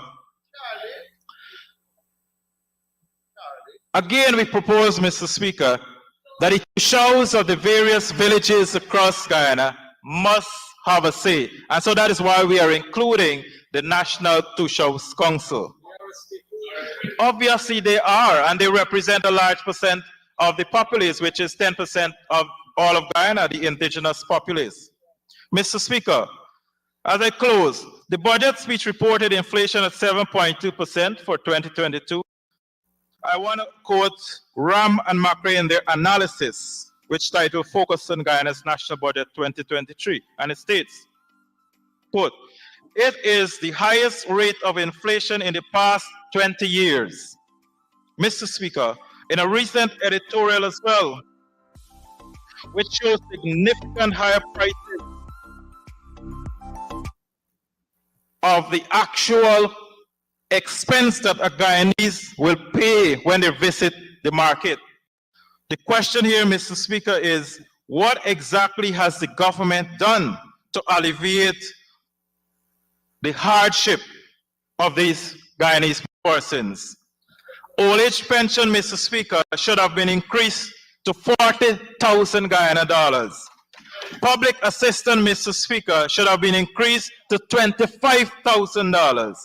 Public servants, Mr. Speaker, should have received an increase ranging from 10 to 20% on an average annual income basis. Mr. Speaker, a budget for the people must be one which directly strengthens their efforts to combat poverty, being able to have reliable access to sufficient quantity of affordable, nutritious food while meeting their other daily needs. And if this budget is one that will allow that, then I commend it. However, Mr. Speaker, as all my colleagues have already said, the budget has some loopholes. And until those can be addressed, Mr. Speaker, we cannot support this budget 2023. I thank you.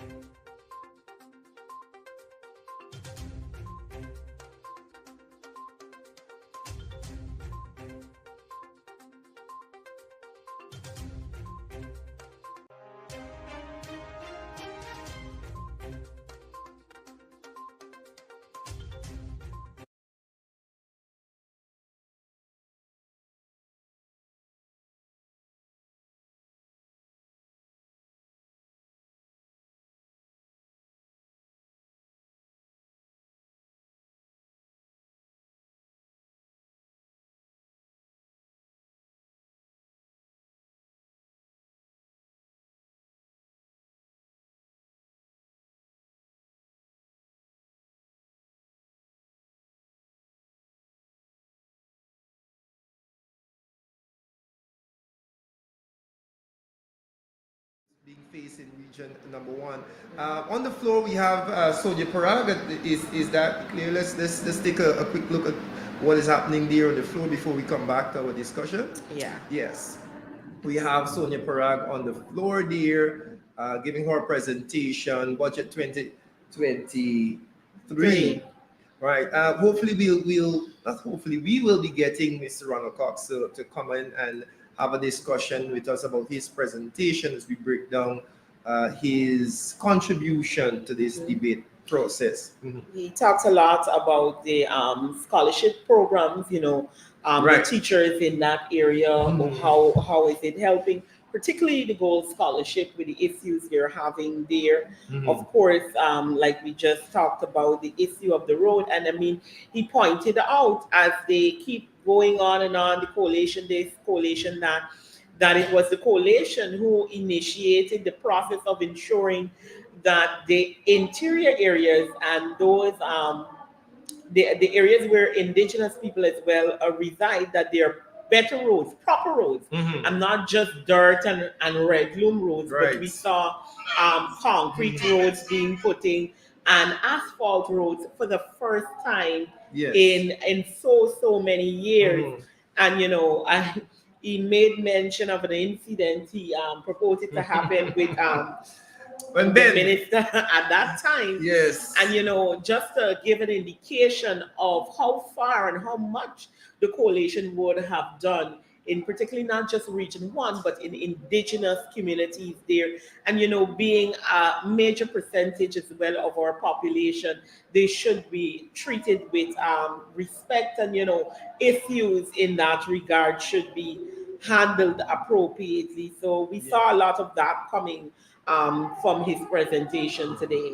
And I want to go back and let's have a conversation about this Gold Scholarship, especially in those regions where we have poor internet infrastructure. Correct. Now, you are offering distance learning programs, but you are not ensuring that the facilities are in place for those persons to access. I know for certain that since CPC would have been online and due to COVID, they have had so many issues with CPC teachers, trainee teachers accessing the internet in those regions, right? I will tell you this, that teachers from region number 9 are still coming down to CPC to do online class.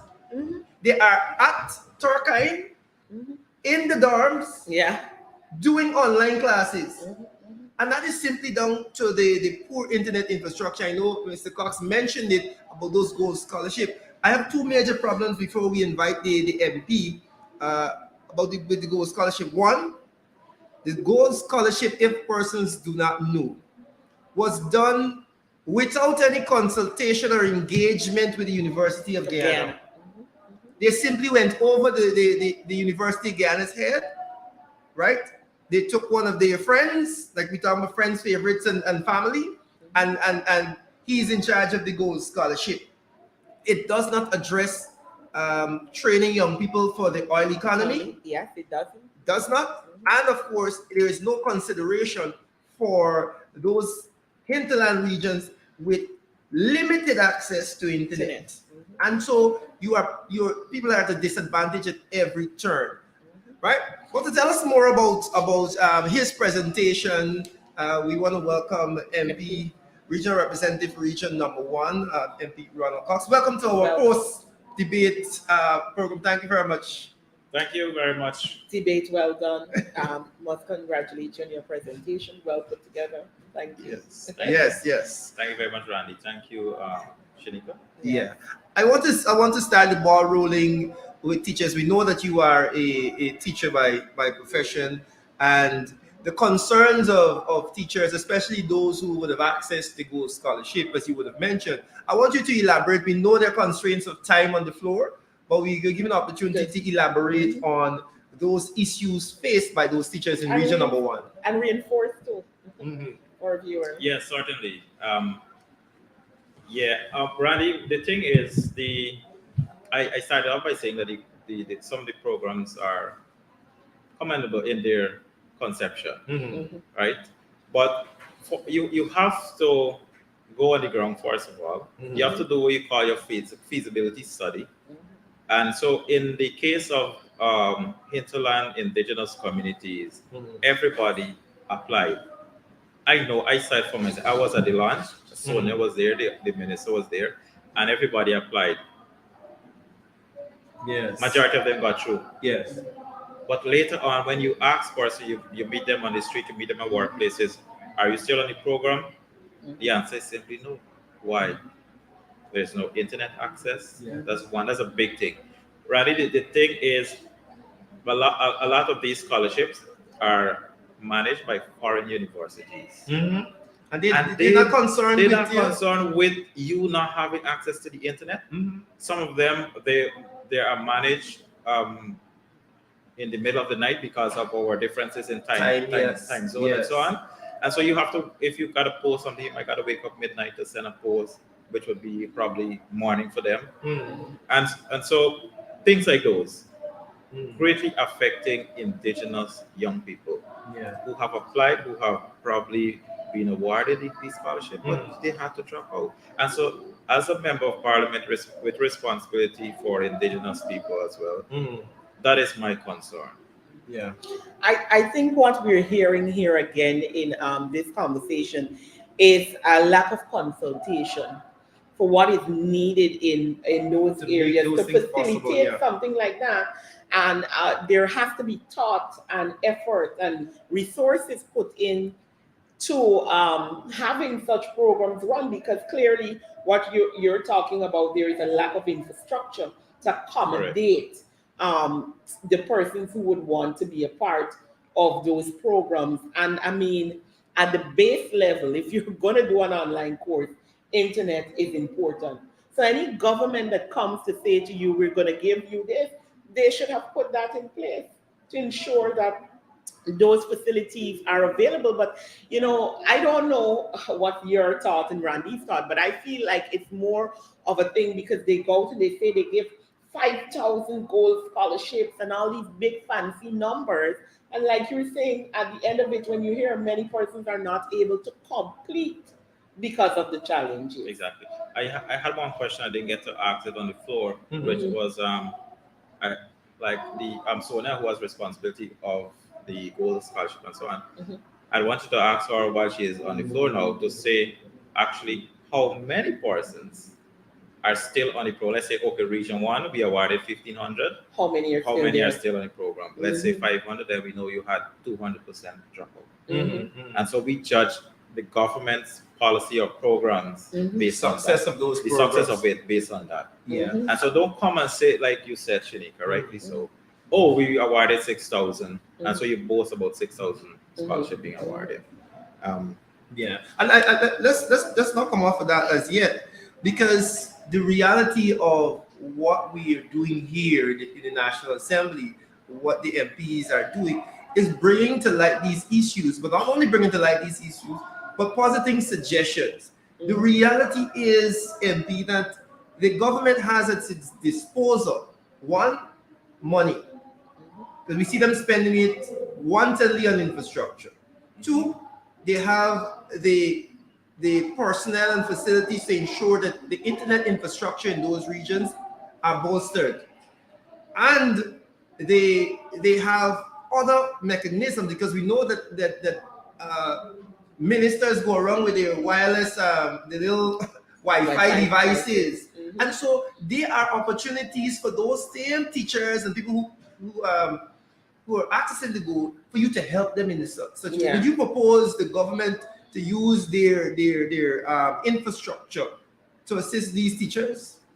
Of course, Randy. We let me start by saying remember Northwest Secondary School was born. Yes. Yeah. And we are at a temporary location. You know, since then we were not given a Wi-Fi at the temporary location. Wow. The main secondary school in all of Maruma, no Wi-Fi, and you have about 10 teachers there on CPC online program. So with the NDMA, National Data Management, people didn't come up and decide, hey, we got to put Wi-Fi for these teachers in this temporary. We had one at the previous building that was bought, and so now at the temporary building, nothing. Wow.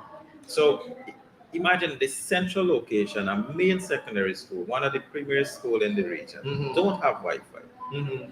Then the interest will not be Exactly. What about those for the far out afield with these people go online? Exactly. Y'all gotta make your own way. Yeah, but the recommendation that you mentioned is quite a good one. Yeah. Because I know during the COVID-19 pandemic, we spoke largely with our district education officer then, and we asked them to facilitate through Digicel something, I think it was like a flash drive. Yeah. Just simply put it in your computer. It has data on it from Digicel. Yeah. And so the region, through their education budgetary allocation, would cover the teachers. But that's just the DEO arrangement with us teachers within the region. It's not a governmental thing. It's just regional thing. And so that work. So I'm saying, why the government don't take that and enlarge it, expand on it. And so we are actually where you have places like Obadiah, Yarakita, where you have signal from Digicel, you simply use them. Yeah. And you could go online. Yeah, definitely. Look at more hubs where people can go and access. Talking about hubs, I know when Pauline time comes, she can talk large about how much hubs again. She can say the same thing like Shanika said. She can, we established 200 ICT hubs in indigenous communities. But the next question again is, how many are in operation? I don't think there is more than 2. Wow. In Mabuma. Well, I'm hoping that the MP that follows asks the same question. I know when we visited the Pamarum area, some of those indigenous villages as well had the same problem. They have the hubs that are established, but many of them are down, not working, and nobody is looking into it. So it's something beyond Region 1, but we find it primarily in the indigenous So communities. I visited several of the hubs and all. As a matter of fact, when I showed up into the building, I asked him, what's the purpose of this building? I said, oh, this was the ICT hub that they asked the community to build. And when we build it, then they said, okay, they're gonna send the equipment and furnish it and so on. Yeah. It's just empty building. Oh, Blank, empty, nothing at all. nothing was And sent. the Colin Crow, the minister who has MP responsibility for Region 1 as well, he was in Marbuma on Sunday, and he saw on news article he did mention with regards to the gold scholarship that the government will be bringing the equipment again. They're going to furnish the hubs, and that's just Promises, more promises. yeah. More promises. But I can tell you, those buildings are blank, nothing, not a single, not even a light. Wow, wow. Folks, you are live with us and we are taking a look at what is happening in the budget. We're speaking with the MP who has responsibility for Region Number 1, Ronald Cox, and we're breaking down his presentation just for a live look as to what is happening on the floor of the House. MP Parag is still, I think she's wrapping up her presentation. Yes, when she is finished, we will be going to our MP, Ganesh Mike Paul. We'll be taking you back to the floor then. Let's continue the conversation right here with MP Ronald Cox. Now, MP, I know you spoke about infrastructure and the work that the AP and UAFC would have done during our time. And quite interestingly, when those works were being done, the PPP touted, oh, the people can't eat roads. And they are the biggest proponents and advocates of roads now. So apparently what they said didn't matter. Your thoughts on that? Well, I want to start by saying I think they have mastered the art of fooling the Guyanese people. That's one. And I'm disappointed to an extent that my indigenous brothers and sisters actually will not go to an extent to do more Research. information and research finding kind of thing to actually question the government, or to whenever you have these visits by these ministers to say, you know what, I don't think this minister is telling the truth. Or you could simply respectfully stand on the floor and say, Minister, I have a few questions for you. And so you question the minister. But then again, that may not go well because we see from the president's behavior in communities around Region 4. They're afraid to ask. They don't accommodate people asking questions. Yeah. So, but yes, Randy. What were we on again? No, we're talking about the building of roads and stuff. Road, yes. So I was there during the campaign period, and I heard for myself, because where they had meetings and so it was not far from where I live, and I heard them say, you can't eat the concrete road. Well, in the hinterland, it's concrete road. And so why spend all this money on roads? Why don't actually give the people the money or do measures which will actually give more disposable income into people's pocket? Then so we're asking them the same question. This budget is largely on infrastructure. The majority. But yet you're giving a $2,000 increase in public assistance. Wow. We have in Guyana one of the largest poverty-stricken, I want to call it, people when it comes to public assistance. And you can't give them more than $2,000. You're raising it from 14 to 16. Where they go to the market or so, that's just a few items in a black bag. So again, well, you saw the Kwame McCoy come out with a parcel of sugar. So what is that supposed to tell us? What is that supposed to tell us? You know, I want to. I had an introduction to actually say when I go up there, coming after Kwame McCoy. He started off by saying that he would not engage in a theatrical performance and so on. Well, actually, my introduction was to thank him. I wanted to go and say, okay, I want to thank the Honorable Mr. Kwame McCoy for the halftime show. For me, that was the halftime show. Yeah. And he was the king of theatrics. So it doesn't bother me, and it was a waste of time to even rebut Kwame. But the issue still remains the same. Because him bringing out that oil bottle, 400, he said, I think, 400, that is still a lot. A small bottle. A oil small is bottle 400, used to be like $180. 1.6 or so. Mhm. So it being 400 is still a lot. Mhm. And I'm That's sure more than in 100% many communities, is more than 400. Of course. Yes. So he got in it for 400. Especially might be those from those 180. far-flung communities. Exactly. That's 4 in Georgetown. Mhm. Yeah. What about region 1, 7, 8, 9? Mhm. Mhm. It's double. We gotta pay 8, 9, $1,000. Yep, definitely. And we might be able to manage it, Right. but then Yeah. Though I will say Ordinary guy Region understands. 9 is in an interesting position, especially Letem, not necessarily the far Not- parts of Region, but yeah, Letem is an interesting situation because some of the things up there are actually cheaper because they come right over the Brazil border, Brazilian border. right? And the people go over there, they don't come to Dunkin' shop. Correct. If you go on the shelves in the supermarket in Letem, most of the products there come from Brazil. Yeah. And so it's a little cheaper because, you know, the transportation is not so much. But if you go into Correct. region 7, region 8, region 1, this price is not what you pay They're in Georgetown. ridiculous. Not what you Very pay. ridiculous. So, yeah, Yeah, your point especially taken. 7, you can't take cargo to 7 Mhm. other than on the aircraft. Yeah. Yeah.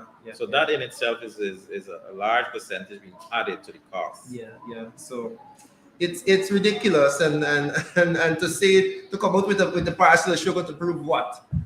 Right? I have It no is, idea. you know, for me, it shows how aloof they are in terms of these issues because even to come and say that $400 is what you pay for this, it makes no sense to a man who don't have $400.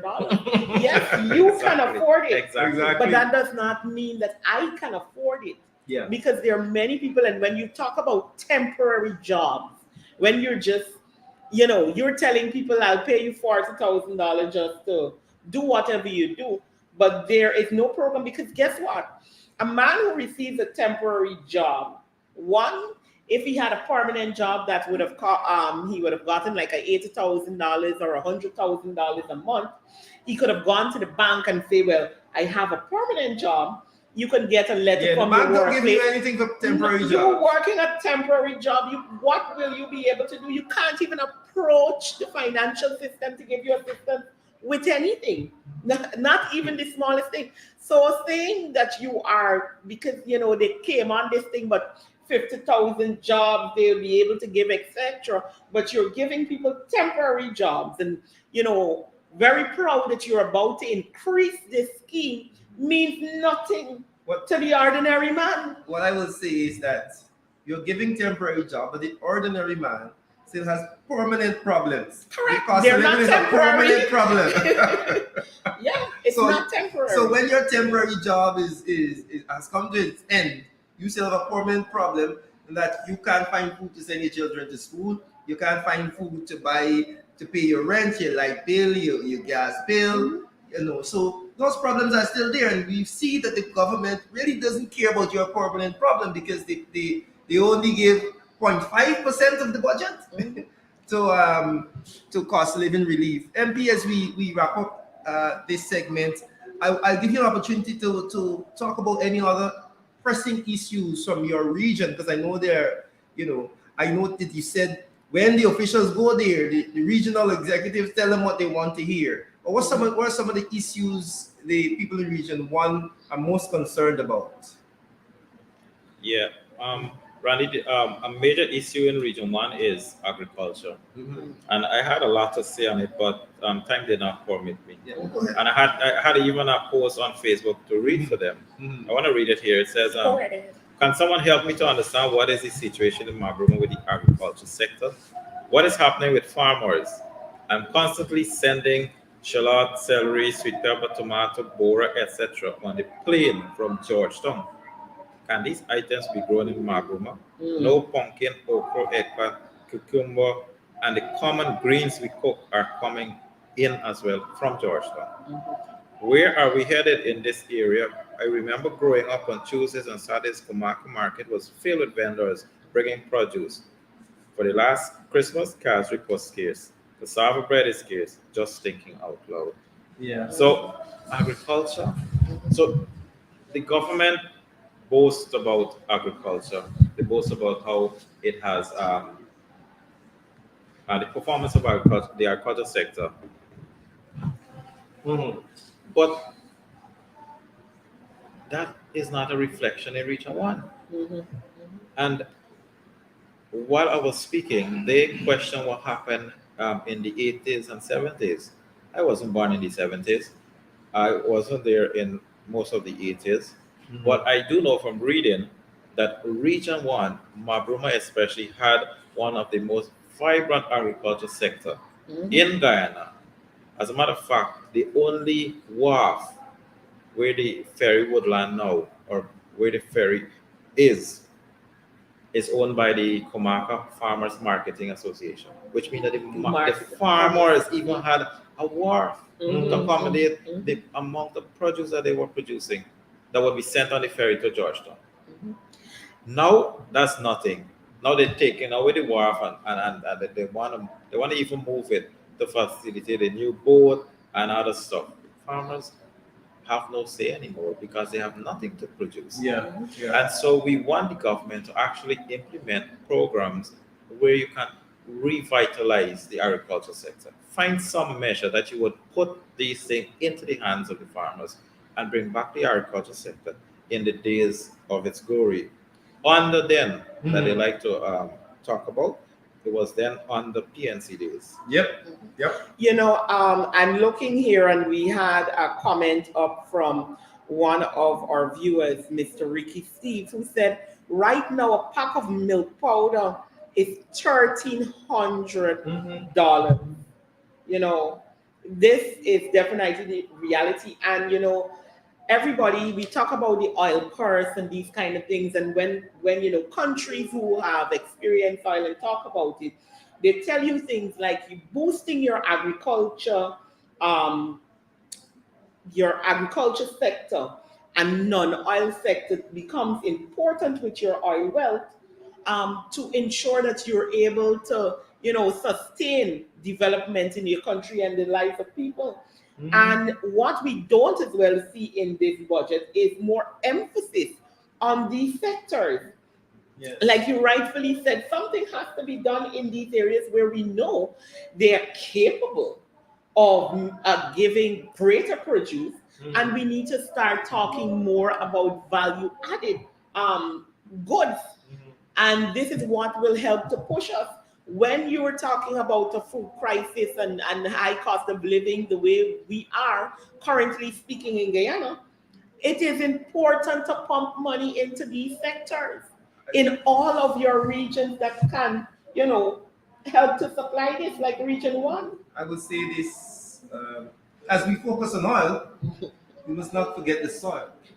Correct. As we focus on oil, we must not forget the soil, because you know we have to eat unless we plan on drinking the oil, right? Or importing everything that we want to eat. You drink the oil, you can die. Right. But then you know, the floor is yours as we wrap up. As we close, yeah. Mhm. We cannot be heavily dependent on imported stuff. Yeah.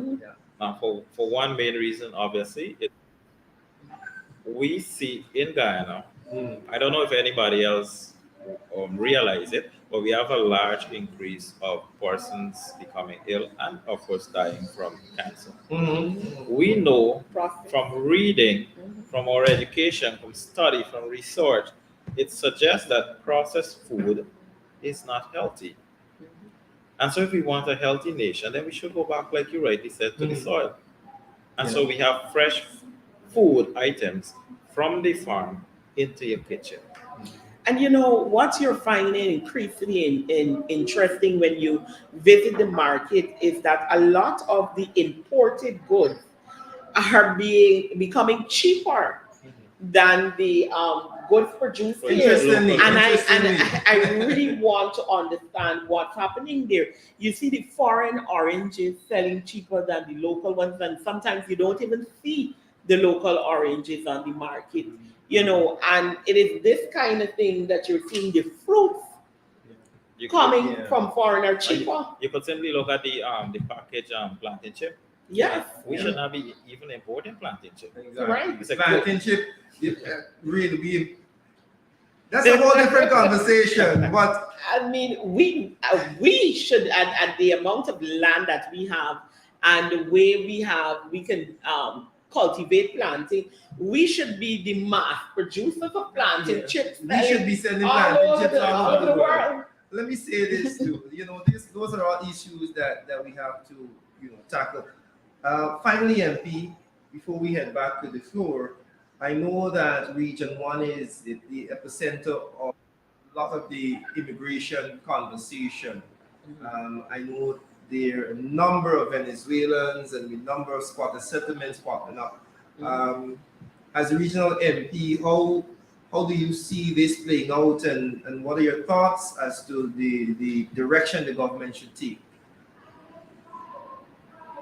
Well, first of all, that's a humanitarian issue, and we being part of the United Nations, it is good to actually see how best you can actually welcome persons, how best you can assist your neighbors in times of crisis But like is that these. assistance happening? Because I know there are a number of settlements where the people are just there.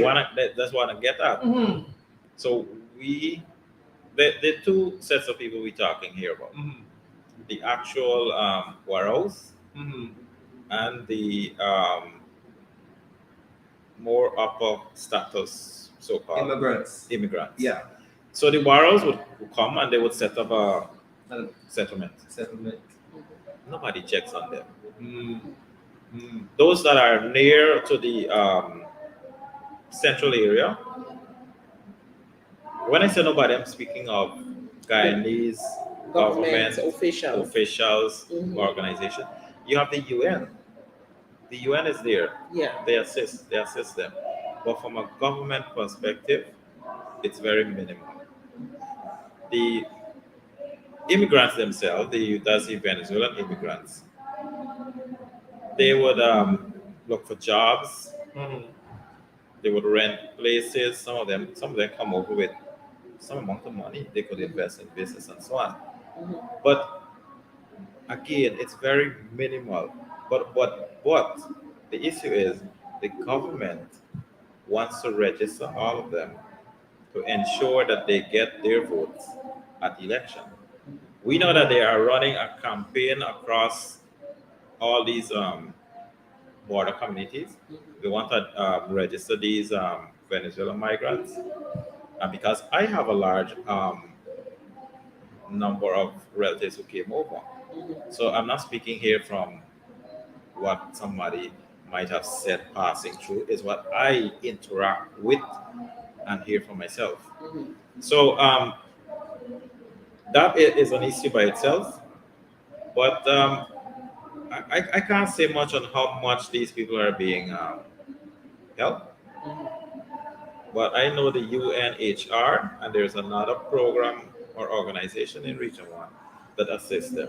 Yeah. Other than that, it's very minimal from a government standpoint. I know that Food for the Poor is trying, they're helping in any which way they can. But it's a serious situation. Food for the Poor, yeah, they tried. As a member of parliament, I have reached out to persons to make contact with Food for the Poor. And at one time, I managed to get some items. I think it was a canter load of food items when we had the flood and all of that. That was basically for the Waros and the migrants. Food for the Poor called the regional chairman in Region 1, and they facilitated through them. Okay. So we did not get any opportunity to actually witness where these things went, who they benefited. So again, there's a political, another political gimmick or use of politicizing a situation. That's it. Yeah. Definitely. And I mean, like MP Amanzo would have said earlier, the major issue with that, yes, we have to provide assistance and help. Like you rightfully said, we are part of a lot of treaties and agreements that require us as a nation to assist in humanitarian situations. So that is a part of it, but as well as a country, things like knowing who are here, Yeah.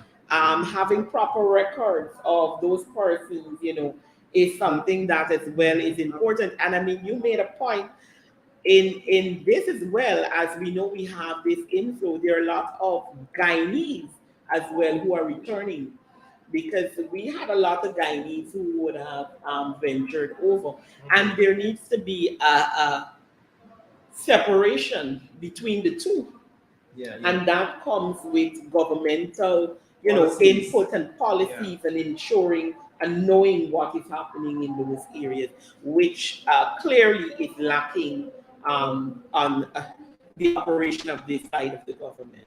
There's no clear immigration policy that sets out how we deal with X person or X person, X person. It seems as though it's on a whim, and this is why the people have mentioned that look, the Barrows come in and they said, and is there any documentation being done? Is there any assistance from the government? Is there a plan? Right? And so if we have a policy that says, hey, if you come in, this is the process that you have to go through, and this is the help that we can give you. But it is crazy, because these things should be simple. Like we said, we are already signed on to many treaties, and in lots of those treaties and obligations, there are policies set out that a government simply has to adapt in structure and ensure that there is the procedures and the personnel to carry it out. That's assuming that this government knows how to manage it. I think these people can't manage it without a paper bag at the moment. MP, Yeah, MP are going to give you I want to say final chance to wrap up. the issue with the immigrants and so it comes under the Ministry of Foreign Affairs. Foreign It should be affairs, foreign yes, affairs. and citizenship, Well, they work well, together. then- There You're is right, we said a home just- affairs. Home that's affairs, different. citizenship, foreign affairs, they have overlapping. Responsibilities on Foreign affairs is different- more policy and international affairs. This is why Okay. we have citizenship and home affairs. Right. But MP, give you 30 seconds. We see. I'm What's what- seeing our MP is Oh, already Well, we're on going the to give you, floor. we want to thank MP Cox for coming in and sharing his thoughts. And know you have to go support his colleague on the floor. We'll tune in now to what's happening on the floor. Thank you very much, MP. Let's join Ganesh. Thank you very Maikar. much as well for You're welcome. Great. Friend Honorable Sonia Parag, and knowing that Honorable Dr. Jennifer Westford is a current member of Parliament, I believe it is in the best interest of the PPP and the people of Guyana to bring back Jenny and let Sonia take a back seat.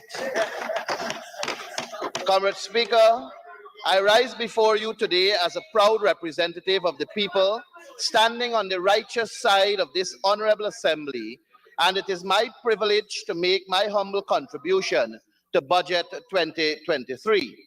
I would like to begin offering my congratulations to the competent staff at the Ministry of Finance for their hard work in preparing this budget. However, as I listened to the senior minister within the Office of the President with responsibilities for finance presentation, it became clear that the utopian rhetoric and clever use of statistics do not mask the reality of the dire state of our nation's people under the current PPPC government. Mr. Speaker, we are now entering the third full year of this current regime's tenure, albeit installed, and by the end of 2023, our country will expend a staggering $1.8 trillion. This is an unprecedented amount of money for such a short period of time. Yet the question remains, what is the quality of life for our citizens? This budget gives the true meaning of the quote, "Don't judge a book by its cover. Read the pages and know the real story." I implore the members of this regime to set aside politics for a moment and consider the plight of the ordinary citizens. Look at the vendors who were forced out of their livelihoods in the dead of night, while you slept comfortably in your beds with security at your homes. Look at the deplorable state of the roads in housing schemes where people with small vehicles are forced to bear the expense of maintenance, while you parade around in luxury vehicles paid for by taxpayers. Look at the people of Mocha and speak to the ordinary man and woman on the street and ask them how they are coping under your regime. As political leaders, it is crucial that they leave the comfort of their air-conditioned offices and truly immerse themselves in the struggles of their constituents. They must hear firsthand the tales of inadequate healthcare delivery, the scarcity of essential medicines, the lengthy wait times for medical attention. They must listen to the grievances of political appointees in the regional health system and how their actions are making the lives of career public servants unbearable. They must learn about the challenges facing the University of Guyana and how lecturers are seeking to flee from this broken education system.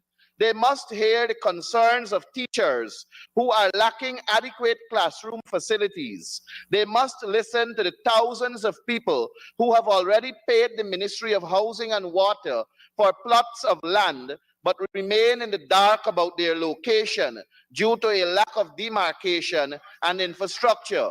They must hear about the trucks that have been distributing baby chicks and chicken feed to PPP party members from the $300 million Small Business Development Fund, and listen to the complaints of the ministry's staff members about the lack of structure in place for spending that money.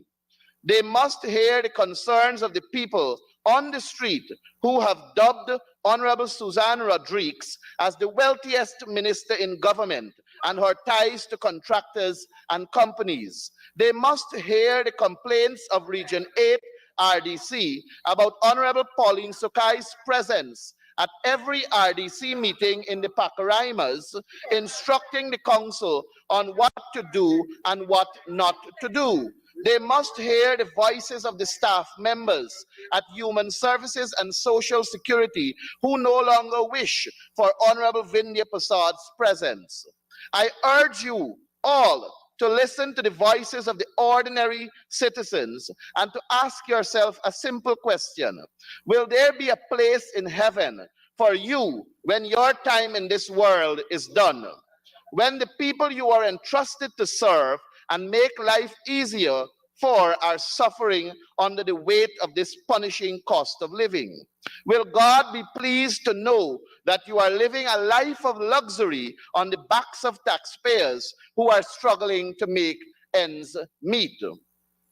The PPPC regime's tyrannical behavior in their deliberate exclusion of the main political opposition in the budget creation process is a blatant violation of the principles of good governance and democratic consultation, as outlined in Article 13 of our Constitution.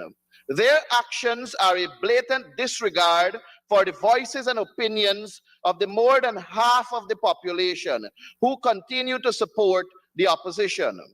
This tyrannical behavior is not only a violation of our democratic principles, but it is also a squandering of taxpayers' hard-earned dollars, instead of fostering an inclusive democracy that truly represents the will of the people. This regime, since 2020, is defined by mismanagement and corruption and is leading our country to the brink of a class crisis that threatens our future prosperity as one people, one nation, one destiny. The discovery of significant reserve presents an incredible opportunity for Guyana to secure its future.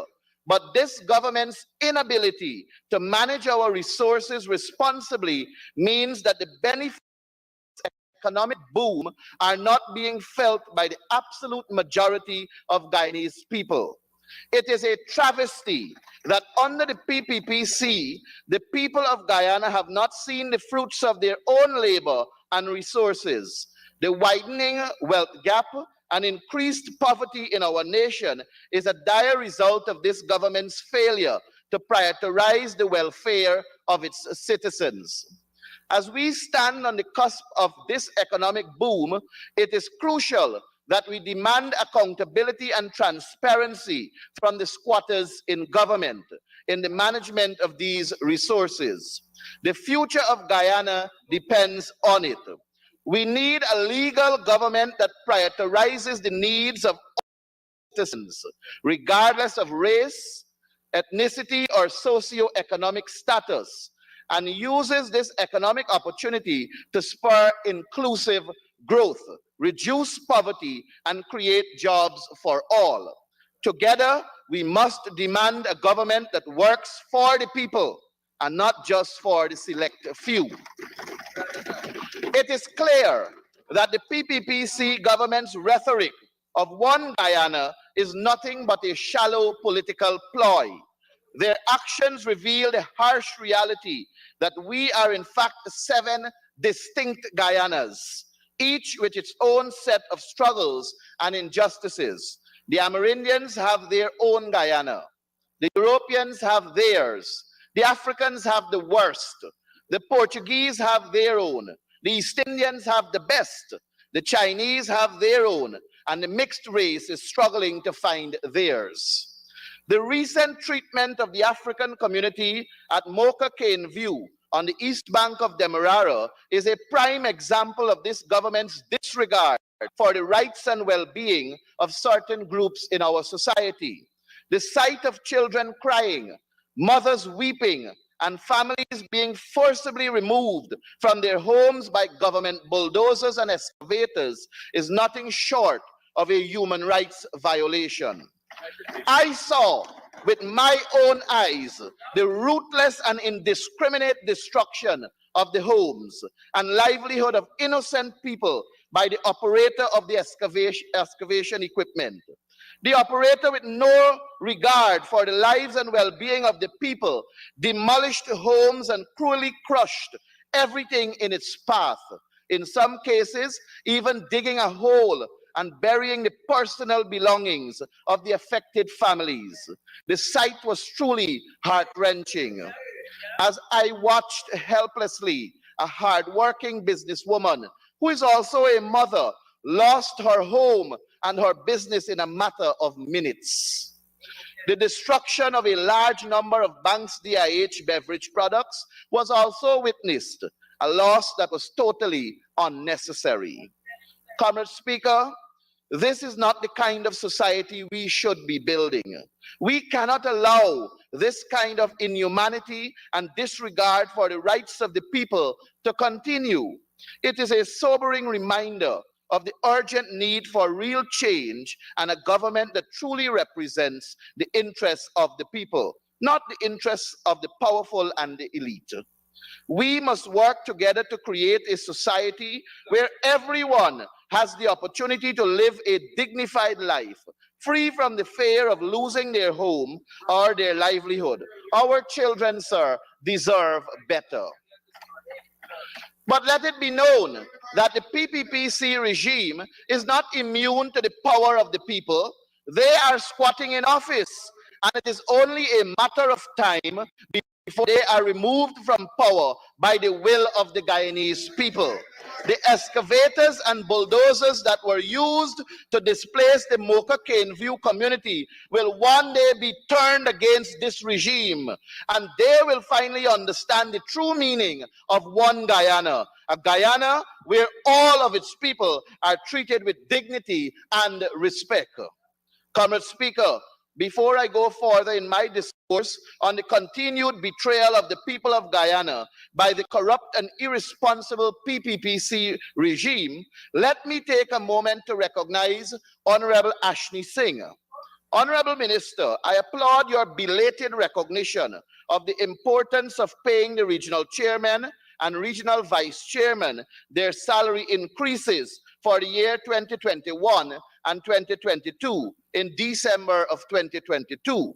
However, it is a testament to the failure of this government that such basic responsibilities had not been fulfilled until now. The continued neglect of the mayors and deputy mayors is a glaring example of the government's misplaced agenda and lack of empathy for the people they were elected to serve.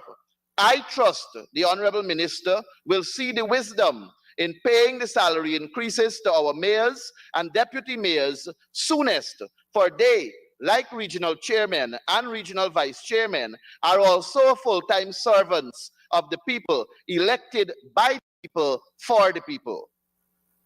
Before addressing the issues at the Ministry of Local Government and Regional Development, it is imperative that I bring attention to the deplorable behavior of the PPPC regime within the Public Accounts Committee of Guyana.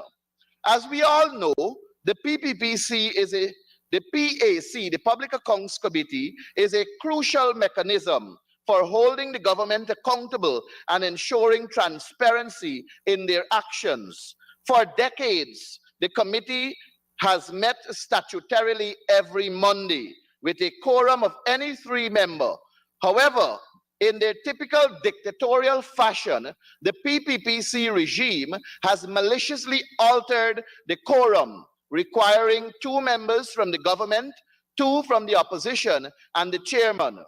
Mr. Speaker, this change has resulted in the cancellation of 6 meetings due to the government's absence, stifling the committee's ability to function. The Irfan Ali's PAC, the Carl Greenidge's PAC. The references to the president. Sir, I'm referring to the PAC that he chaired in. Yeah, but you're creative enough to say the PAC of this particular parliament. The PAC that was chaired by His Excellency, President Ali, Carl Greenidge's PAC, and Valda Lawrence's Honorable Member PAC has all worked tirelessly to complete the examination of the Auditor General's report and ensure the PAC is up to date. But this current PAC, with Honorable Ejil and Teixeira, who always would say they have the number on their side, is moving at snail's pace. The only logical conclusion is that the PPPC regime does not want the people of Guyana to know about the numerous financial irregularities, abnormalities, and abnormalities documented in the Auditor General's report of 2020, 2021, and soon coming 2022. But rest assured, Mr. Speaker, the people will know. We on this side of the House will continue to expose the wicked, stinking, and dirty actions of the PPPC regime and hold them accountable for their misdeeds. The Ministry of Local Government and Regional Development is a crucial aspect of our governance structure, with a direct impact on all 10 administrative regions of our country. It is imperative that this ministry is led by competent, professional, and empathetic ministers. However, what we have instead are 2 ruthless, radical political hacks who are hell-bent on causing chaos and confusion within the ministry and at all levels of local government. They are actively undermining the structure and system at 4th Street, Kingston, and Camp Street, and wreaking havoc at the regional democratic councils, municipalities, and all 70 NDCs. Their actions are a clear indication of their lack of qualification, integrity, and utter disregard for the well-being of our citizens. Their leadership is a disgrace to our country, and they must be held accountable for their actions. The Ministry of Local Government and Regional Development in 2022 received a staggering $10 billion in funding, and after supplementary funds, spent over $11.5 billion. Despite this significant allocation of resources, the ministry failed to meet key objectives and deliver on vital projects. In 2022, the ministry was supposed to train 665 staff in specific areas, but only 155 were trained. Additionally, the local government sector strategy and sanitation sector plan were not completed, and no monitoring and evaluation framework were established. The ministry also fell short on infrastructure development, with 14 new projects planned, but only 9 completed, and 29 existing infrastructure projects planned for improvement, but only 7 improved. Furthermore, none of the local democratic organs saw the implementation of ISM technical standards for waste management, and none of the 6 regions completed their regional strategic plan. This is a clear indication of financial mismanagement and raises serious questions about the ministry's ability to effectively use the funds allocated to them. Now, in 2023, this ministry is requesting approval for a staggering $19 billion in funds. The people of Guyana deserve transparency and accountability for the ministry's underperformance in 2022 and must be provided with answers as to how the funds allocated in 2022 were spent. It is clear that the Minister of Local Government and Regional Development, Honorable Nigel Dharamlal, should take responsibility for this failure and resign. It is time for a change and new leadership to take the reins and effectively manage the ministry's resources and deliver on the key projects that positively impact our society. The role of the Ministry of Local Government and Regional Development is to provide guidance and oversight to ensure accountability and transparency in the work of all regional democratic councils, municipalities, and NDCs. However, what we are currently seeing is a dictatorial approach by the ministers in the ministry who are issuing instructions to administrative heads of these elected councils. This is unacceptable, and these councils are elected by the people and are meant to serve the people. The ministers should instead be providing guidance and support for the councils to function effectively, rather than undermining their autonomy and authority. It is crucial that the administrative heads of these councils take guidance from their elected councils, as they are the ones who have been mandated by the people to govern. The current state of affairs is a violation of democratic principles and an affront to the sovereignty of our citizens. Comrade Speaker, I am in contact with all 10 regional democratic councils, 10 municipalities, and 70 neighborhood democratic councils, as well as established community development councils. I can confidently say that none of them were consulted on the creation of this budget, despite the government's rhetoric of one Guyana. I have received numerous complaints from regional executive officers who are politically aligned to the People's Progressive Party about being instructed to include certain projects in this budget without their input or consent. I have been told by a regional executive officer that he can no longer handle the pressure of being dictated to by phone calls and WhatsApp messages from Anand Prasad and Nigel Dharamlal, honorable of course. Comrade Speaker, their time in office is coming to a fast end. But the least I can advise right now is for them to be more respectful and humane in their treatment of their fellow citizens. Nigel and Anand Prasad, honorable of course, treat others as you wish them to treat you. Comrade Speaker, as recent as the other day, Minister Dharamlal shamelessly attempted to arrogate powers that he does not possess when he issued Order 40 of 2022, later amended to Order 50 of 2022, engaging in the reprehensible and undemocratic act of gerrymandering. 19 local authority areas have been affected by the nefarious changes he made to the boundaries and seat allocations of municipalities and NDCs. It was never his duty to demarcate the constituency's boundaries. Yet, he went ahead and did it nonetheless, flagrantly disregarding the rule of law and the democratic process. The demarcation of constituency boundaries is the sole responsibility of GCOM. However, interference in the work of GCOM is nothing new to the PPPC. His illegal gerrymandering was rightfully nipped in the bud, but it is now up to GCOM to disassociate themselves from this illegal Order 50 of 2022.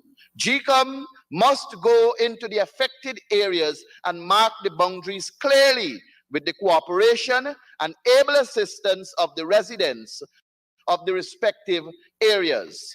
The PPPC's continuous attempt to manipulate and subvert democracy will not be tolerated any longer. The Fiscal Transfers Act clearly states that the annual subvention or fiscal transfers from central government to local authorities shall be based primarily on a set of conditions and stipulated performance indicators, with half of the allocation being distributed equally among all local authorities, and the remaining half being allocated based on factors such as population size, geographic area, and tax collection rate. However, under the current PPPC regime, it appears that Georgetown is being disproportionately affected and the mayor is being targeted for not engaging in malpractices with this regime. Even when we look at flooding, when the bishop fails, they want to blame the pandit. The PPPC's interest seems to lie in favoring friends, families, and favorites, rather than fulfilling their responsibility to provide financial resources to local authorities to assist them in discharging their functions and responsibilities, as outlined in the Act. This is a clear violation of the Fiscal Transfers Act and a disregard for the well-being of Georgetown and its citizens. Comrade Speaker, like last year, I call again on the Honorable Attorney General and Minister of Legal Affairs, Anil Nandalal, and ask, don't you believe it is time for you to resign? Don't you believe you have failed the people of this country? Don't you believe that you have not satisfied your job as Attorney General and Minister of Legal Affairs? Sir, like last year, it is him who I must blame because it is he who must guide. Or is it just that they do not take guidance from Comrade Nandalal? Is it that the ministers of local government and regional development are intellectually circumcised to the point where they don't understand the AG's guidance?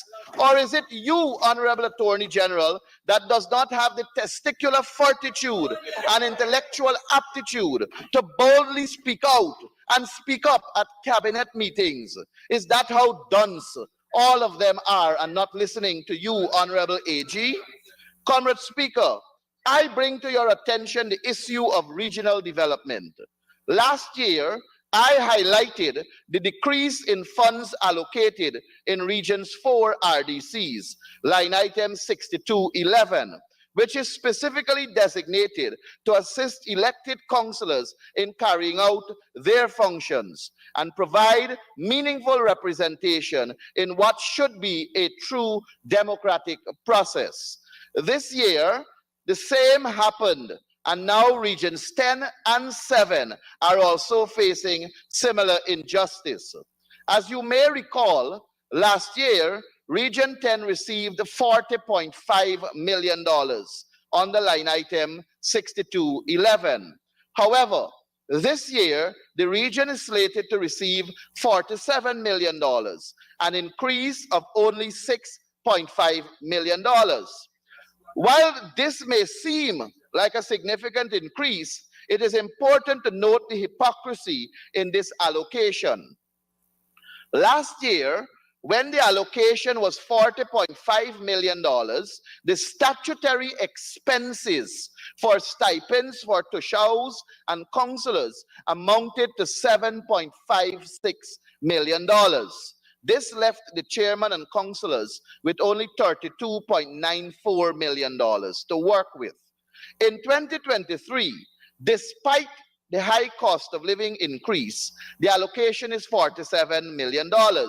But the statutory expenses for stipends has also increased to $14.76 million.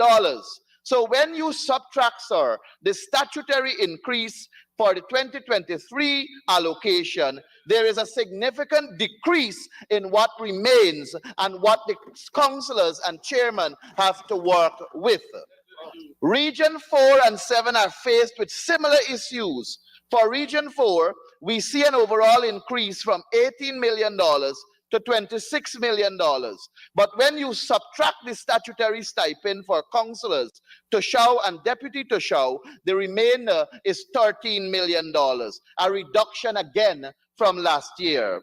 The same applies for Region number 7. When you do the subtraction of the statutory expenses for Region number 7, a significant decrease again for the chairman and councillors. So, Comrade Speaker, we have a budget that is beautiful on its cover, but the pages inside, when we read them, it tells a different story. The regions won by the APNU AFC continues to suffer with a decrease of resources, but the PPPC controlled regions all have significant increases. Yet this double standard, dictatorial, devious, diabolical, dangerous, and because they don't care regime want us to believe they are committed to equity and democracy. It is clear that there has been no real increase in the allocations for Regions 4, 7, and 10 RDC line item 6211.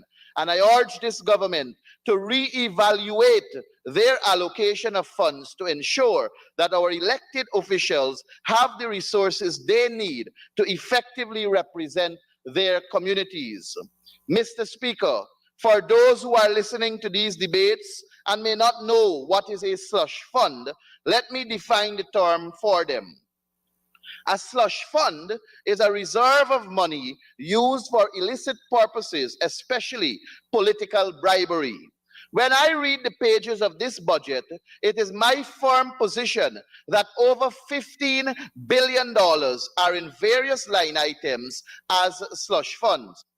Honorable member, you will need an extension. Before you do that, thanks for the definition of slush fund, because I'm circulating once again all the unparliamentary language. And the meaning you just ascribed there, a lot of it is included in these. So we need an extension so that the honorable member can complete in cleaning up this presentation to conclusion. Thank you. Thank you very much, Comrade Speaker. Comrade Speaker, I move that the honorable member be given 5 minutes to conclude his presentation. Thank you, honorable member. You have 5 minutes from 406.23. Thank you very much, Comrade Speaker. When I read the pages of this budget, it is my firm position that over $15 billion are in various line items as slush funds. And this was found with the naked eyes.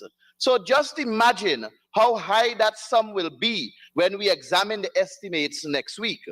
Time, unfortunately, will not allow me to deal with all of the line items, but let me touch on a couple.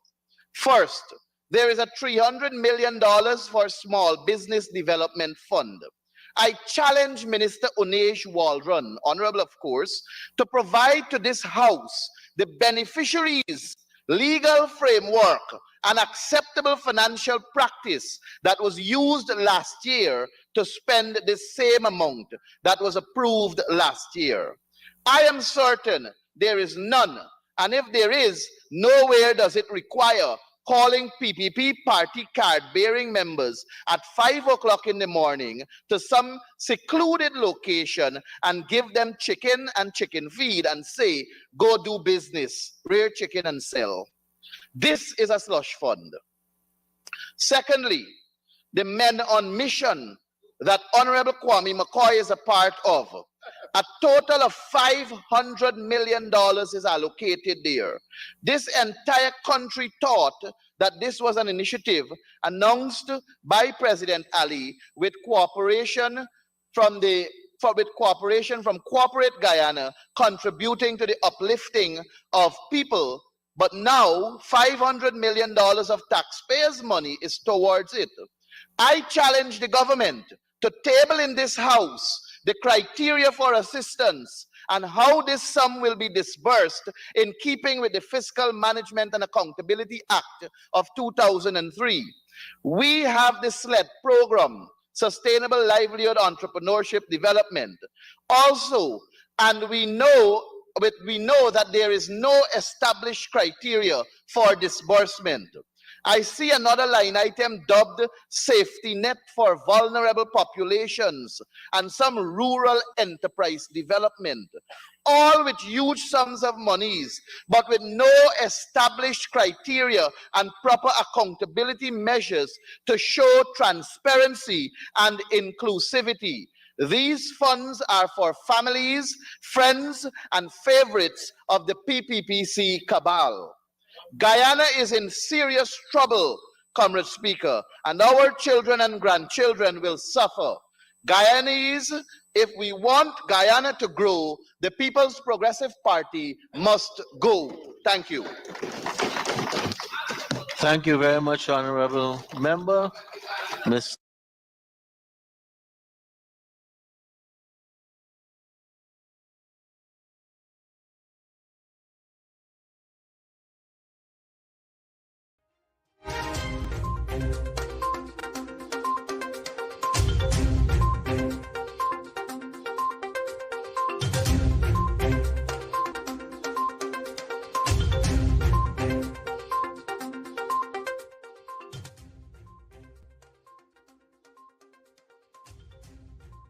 Folks, to our post-budget debate show. Yes, thank you very much, operator, for bringing us up. I keep telling you every time we come back, we want to see ourselves. We look so good today. Shanika Haynes and yours truly, Randolph Christian here, bringing you the talking about what is happening on the floor of the House. We just heard MP Ganesh Maipal. What were some of the standout things to you from that presentation? Well, he was dealing with local government. And it's the things that we've been talking about all the time. We're seeing it across sector. It is the way the corruption is happening. It is the dominancy that we're seeing taking place, particularly in that under that ministry and the way they are handling our local system. I mean, we want to talk about democracy, and it's a key tenet in a society like ours. And under this particular heading, what stands out is that we are entering into a place where there is almost no democracy. Yeah, persons are elected to serve in the regional setting, the NDCs, and all you see is complaints left, right, and center, like the MP talked about, where those roles are being overtaken by persons on the higher end. He talked about the mayor and city council, as we all have been watching over the last couple of weeks. And I mean, all of this increasing and intensifying in 2023. And at the NDC levels, what we have been seeing in terms of allocation of funds, he pointed out the decreases in particular regions. There was a lot there that he, put into that with the short time that he had. So basically, for me, what I'm hearing there is corruption and domination. And we can't expect anything better.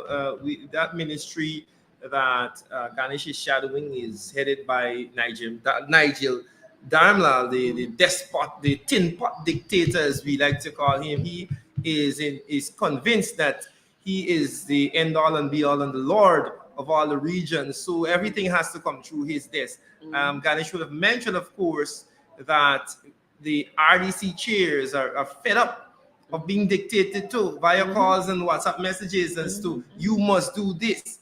It is so bad, of course, that we highlighted last year that the ministry was intervening in the business of those local organs like the NDCs and telling them that, look, this $5 million subvention that we're giving you, 4 million. 4 million, you have to spend it on crush and run. They're going to the Pomeroon and tell them that they need lights. I don't know where they're putting the lights on the river.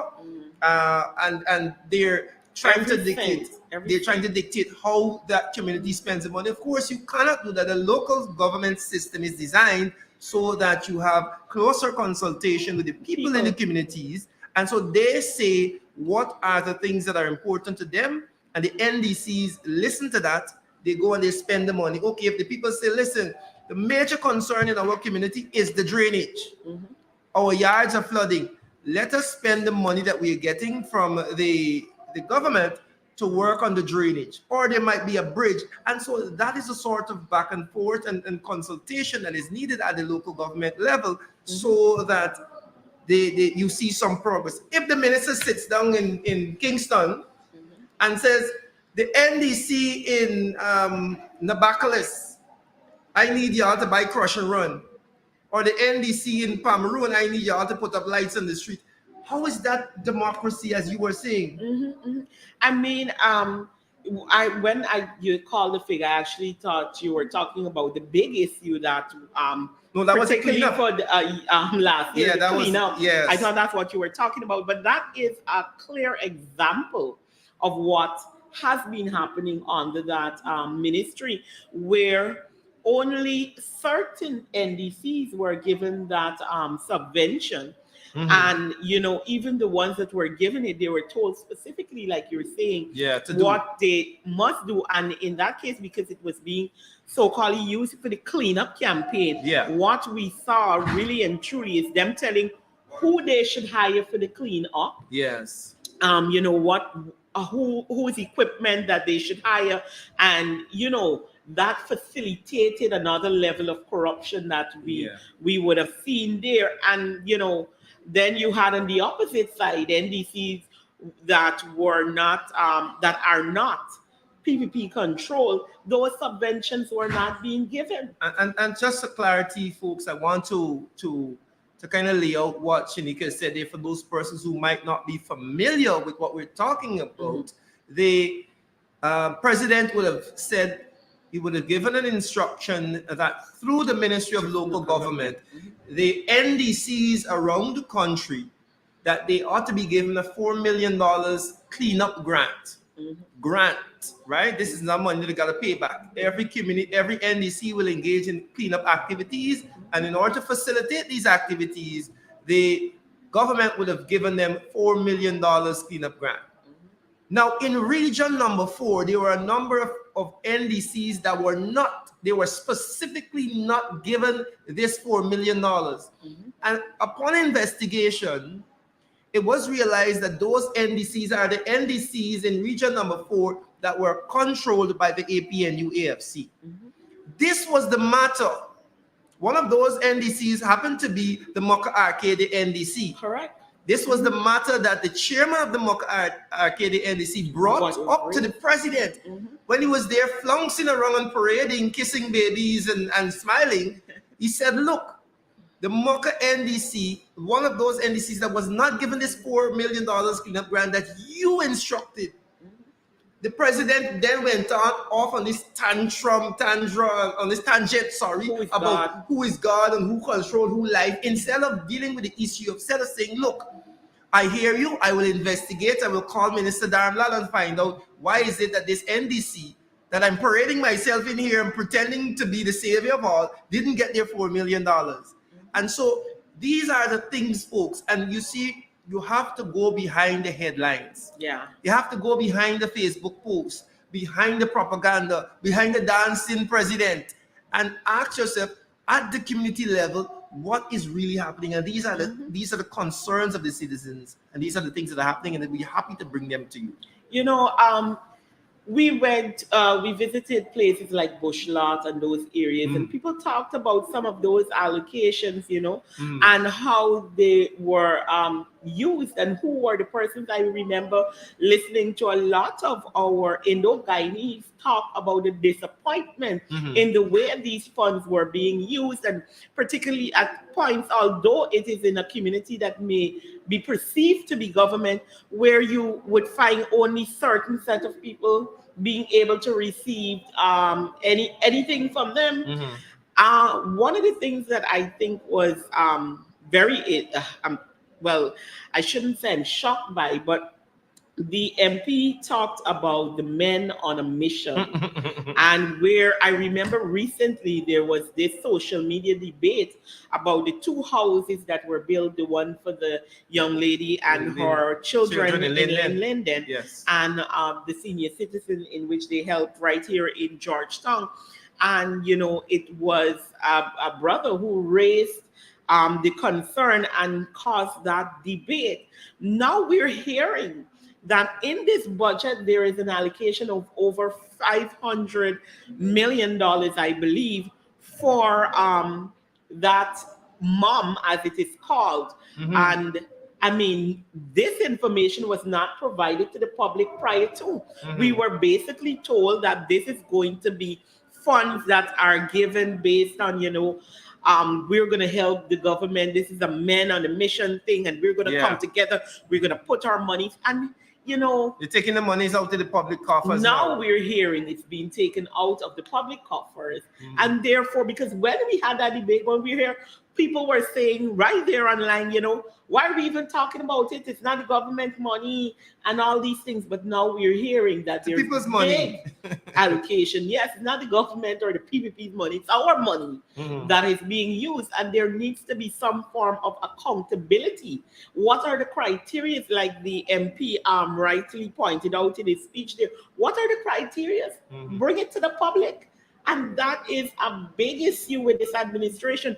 A lot of things are happening. But as you try to scrutinize the government and you try to, you know, raise concerns, there are no answers coming. Everything is being hidden. Yeah. Well, that's the nature of this administration. There is a aversion, a general aversion to the truth and to transparency. And that is what we have been calling them out all the time about. And as we talk about calling them out, we'll invite onto the program right now the MP who just did a number of call outs. He called the government out, he called the Nandalal out, he called the minister. They're intellectually circumcised, and they don't have the mental fortitude or testicular fortitude or mental aptitude. There were a lot of words. Lots of words. So here to tell us more about these words, and I hope we walk with this dictionary, because you know. But we welcome MP Ganesh Maipal just off the floor to continue the discussion about budget 2023 and your presentation. Welcome, Ganesh. Thank you. Thank you for having me. Thanks for having me, Shanika. Yeah, somebody told me that Ganesh inherited this suit from Burnham. Right? Wow. Ganesh, welcome to the program. Lovely presentation there, a number of pressing issues. Let's start with your subject ministry that you're shadowing, local government. Give Darren Lal a grade before you start. An F. There's no doubt about that. He's just effing up the entire country. So he gets F in local government, F in regional development. He gets F for everything that is a part of local government. And I did break it down to show that the ministry, with the sums that were allocated in 2022, did not reach the expectation that they had, but yet all the monies were spent out. And that is worrying, because we ought to know where the monies went. Since when you came to us, when Darren Lal came to us in 2022, he asked for these sums for specific purposes. And we clearly see that it did not satisfy the purposes. And because of that, we need to know where the monies went. So Darren Lal definitely gets an F. And I do believe that he ought to resign because that ministry plays an integral role in uplifting people's lives, and he has surely not been doing that. Yeah. Local government and regional development. Let's deal with the local government side of it first. And we know the controversy surrounding his illegal gerrymandering of the constituency boundaries. And of course, there's another issue with the list that's separate. But how has that? What role has that played in the whole delay of local government elections? I think it was deliberate on the People's Progressive Party part. I think they deliberately tried to hoodwink the Guyanese people to have Dharam Lal do something that he is not authorized to do by law. And because he did it, that now will slow down the deadlines and push them back. And we're not hearing anything about local government elections since that act of Dharam Lal. And I don't know if it is deliberate. But the People's Progressive Party had no interest in local government election. That is proven. From 1992 to 2015, we had one local government elections. That was 1994. And we never had one after that. The coalition must be praised for local government elections because when they came to office in 2015, they had one in 2016 and another one in 2018. So it's testament that we believe in local democracy. Correct. And our viewers must understand the importance of local government elections. Local government elections is where you directly empower the local people, the people within their NDCs and municipalities, and you give them the authority to determine what are developmental goals and developmental projects for their communities. Because the PPP is not embracing local democracy, everything is handled from a centralized position. And their focus is so minute to go into these local authority areas and try to be dictators that they don't focus on what is supposed to be central government's agenda, which is to deal with policies, frameworks, and which is supposed to deal generally with the bigger picture and our international view and our international position on the world stage. The government is not focusing on that, but rather they are focusing on these issues that are supposed to be handled by locally elected officials. I mean, that speaks to what we've been talking about all day. We can keep saying it. There is a top-down approach rather than coming to the people and working it from the bottom to get the results that would be necessary for development. And I think this is what we're seeing clearly here. And of course, their need for domination and control and feel, they can do things as they like when we talk about that. Talk about that domination and control. You did bring up the dictatorial nature of the ministry still on local government and the fact that these NDCs and RDC heads are not able to function as they should independently and govern their area because they're constantly being bombarded by instructions from Kingston, from Dharam Lal. Talk to us about that. Yes, what Dharam Lal does is, what he did was to create a WhatsApp group. And he has all of these overseers and town clerks in them. And he is sending down instructions to them. And one has to understand that that's a violation of the intent of the Constitution. It is a breakdown of the guardrail of the democracy, and it is a direct imposition of dictatorship onto these bodies that are elected.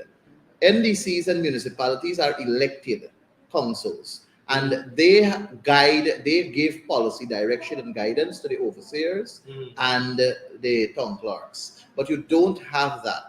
You have instead this dictatorship approach, which is bad for democracy. It is a fake love kind of relationship they're giving to the Guyanese people, and it is totally out of order.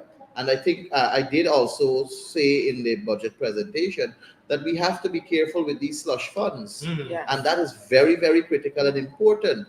I know last year in 2022, the $300 million that was allocated for Small Business Development Fund, it was really the PPP calling their supporters at very secluded areas and handing them out baby chicks and chicken feed and telling them, go and start a business, go and mind chicken, go and take care of chicken. And that's where the $300 million went. the budget and the guardrails of our democracy and the financial regulations that ought to be in place in any civilized democracy requires there to be criteria for application. So if you, Randy, would like to start a small business, or you, Shanika, would like to start a small business, there must be an established criteria, an established publicized website, if I may use it that way, where you can go and apply and you can go and prove that you have a sustainable plan for a business. And then is when you get your grants. But that's not how the PPP did it with that sum.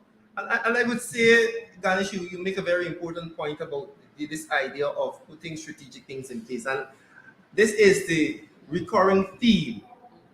Now, Ronald Cox of this morning, he spoke about there's no plan for the people who win gold scholarship that ain't got no internet. Correct. Amanza Wharton, this year went up. She said there's no plan for those immigrants who are coming in and setting up shop. There's no policy in place, immigration policy. Now we're looking at your ministry. There's no plan for how these monies are being disbursed. And it says to me that the PPP generally acts on this, like the women fancies of somebody. Who is that person on top? They make the decision. They get up, Jack. You say, hey, we doing this or we doing that. And you cannot govern like that. That's true. You cannot govern like that. It's full corruption. Yeah. Full corruption. It's all about friends, families, and favorites embroiled in the whole theme of corruption. Yeah. And I always say PPP means punish poor people. And when they put on the C, it simply means punish poor people, children. And they're doing it with extreme corruption for their friends, families, and favorites, nobody else. Let's talk about sorry, go ahead. You talked a bit, and we started having a conversation about it where we're still talking about the PPP and their corruption, etc. And you know the lies that are generally always peddled. And we were talking earlier about the social media battle that there was in terms of the men on the mission. And here you are revealing to us in this budget there is money set aside for that project. Let's talk about that. Yeah, the entire world thought that this men on mission thing was Irfan Ali in his usual flamboyancy, pulling together corporate Guyana for them to contribute and give back to society by engaging in some projects. We see them building a house here, we see them building a house there. There was clearly no criteria set out, there was clearly no framework, there was clearly nothing but them doing a humanitarian thing. Fine, nothing is wrong with that. Go around the country and do things that can uplift people's lives. But we know that there are people who are way poorer than those that benefited from it. Not that I'm against the people who benefited. Thank God they did, because they were also poor and they're still poor, but there are others who are extremely poor who can benefit from it. But because it is a gesture that is facilitated by corporate Guyana, or so we thought, fine. But now when you're going to take taxpayers' money, $500 million, and put it to this program, it requires a criteria. It requires a framework. It requires a manner in which people can be assessed to know who are the most vulnerable to benefit from these monies, as opposed to this willy-nilly pick and choose as to who you're going to spend it from. That is not what the framers of our Constitution envisaged, and that is not what we should practice as a caring and understanding government. And clearly, because of what they're doing, we can cement the thought and the idea and the factual statement that this is an uncaring government. I would say that that sort of ad hoc approach to everything facilitates the corruption, it facilitates the lack of transparency, and so this is how they like to operate.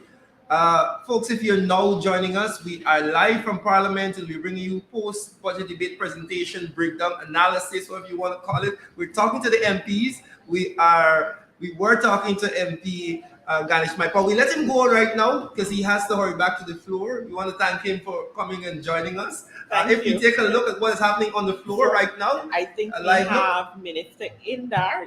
Yes, Minister Indar is on the floor right now, giving his presentation. Seems very riled up. All right. Well, let's continue the conversation, folks. If you're joining us, we want to ensure that you share the live stream. Yeah. Share it in your WhatsApp groups, share it on your Facebook pages and your Facebook groups, right? Just share it. Share it is caring. And so don't be like the BUP government and be uncaring. Share the live stream so others can get an idea of what is happening at Parliament and the breakdown from the opposition side, the analysis. Right, as we continue the conversation, Shanika, local governments, I think it's with 90-something bill. No, it's how many? We'll get the exact numbers I'll to give you. you the exact figure. The exact figures for Let local me just government pull it and out. regional development. But interestingly, local government and regional development is a ministry that does work and not only what we call it is there's tangible work coming from that ministry, like infrastructure across the regions, right? They are responsible for all of the councils, Yeah. all of the municipalities, and so it is a lot of work that is intended for human and social development, Under that ministry. right? Uh-huh. Infrastructure development, human and social development, and just general Social work as well in Right. in certain fields comes under that ministry. Listen, I give the people a sense of what this ministry is extremely important. For example, the RDC, the Regional Democratic Council that comes directly under that ministry for Region 4 and other regions, you might not realize that RDC is like the government for the region, Yes, it is. right? They have, and I can say this as an RDC councillor, at the council meeting for the RDC, the education department is there. Yeah. You health department is there. You have interactions with the regional police, all of the social work, agriculture. So that RDC takes care of all of the happenings in the region. And by every region, they come under this ministry. So that ministry is crucial. And the reality is that you have a minister at the ministry in Darmla who is intent on taking everything on his shoulders and not decentralizing the power, right? Decentralizing the power as the Constitution, as Ganesh would have said, in the intended, that we have the people in the communities governing their own affairs. It is clear as crystal that this government does not respect the ordinary man. It does not respect the decisions made in a local authority. And like the MP rightly pointed out, and as we all know, we didn't see local government elections for about 20 years. 2 decades under the PPPC rule in that period. So we understand that they do not care about that grouping or having the system work the way it should, because the fact of the matter is persons in their community know what they need.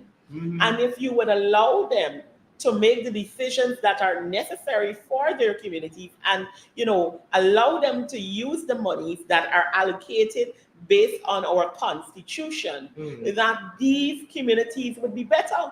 And then they use these same things when they're the ones that are stifling these communities. They're walking to have photo ops with these communities and tell the community that, this body didn't do this to you, that body. And in the city of Georgetown, at the regional level, we are seeing that firsthand. Yeah.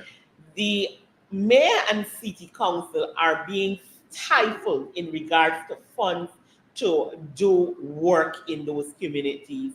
And it is the same minister, particularly, who is hopping around the place with the current president, saying that it is the mayor and city council not doing this is why this is here.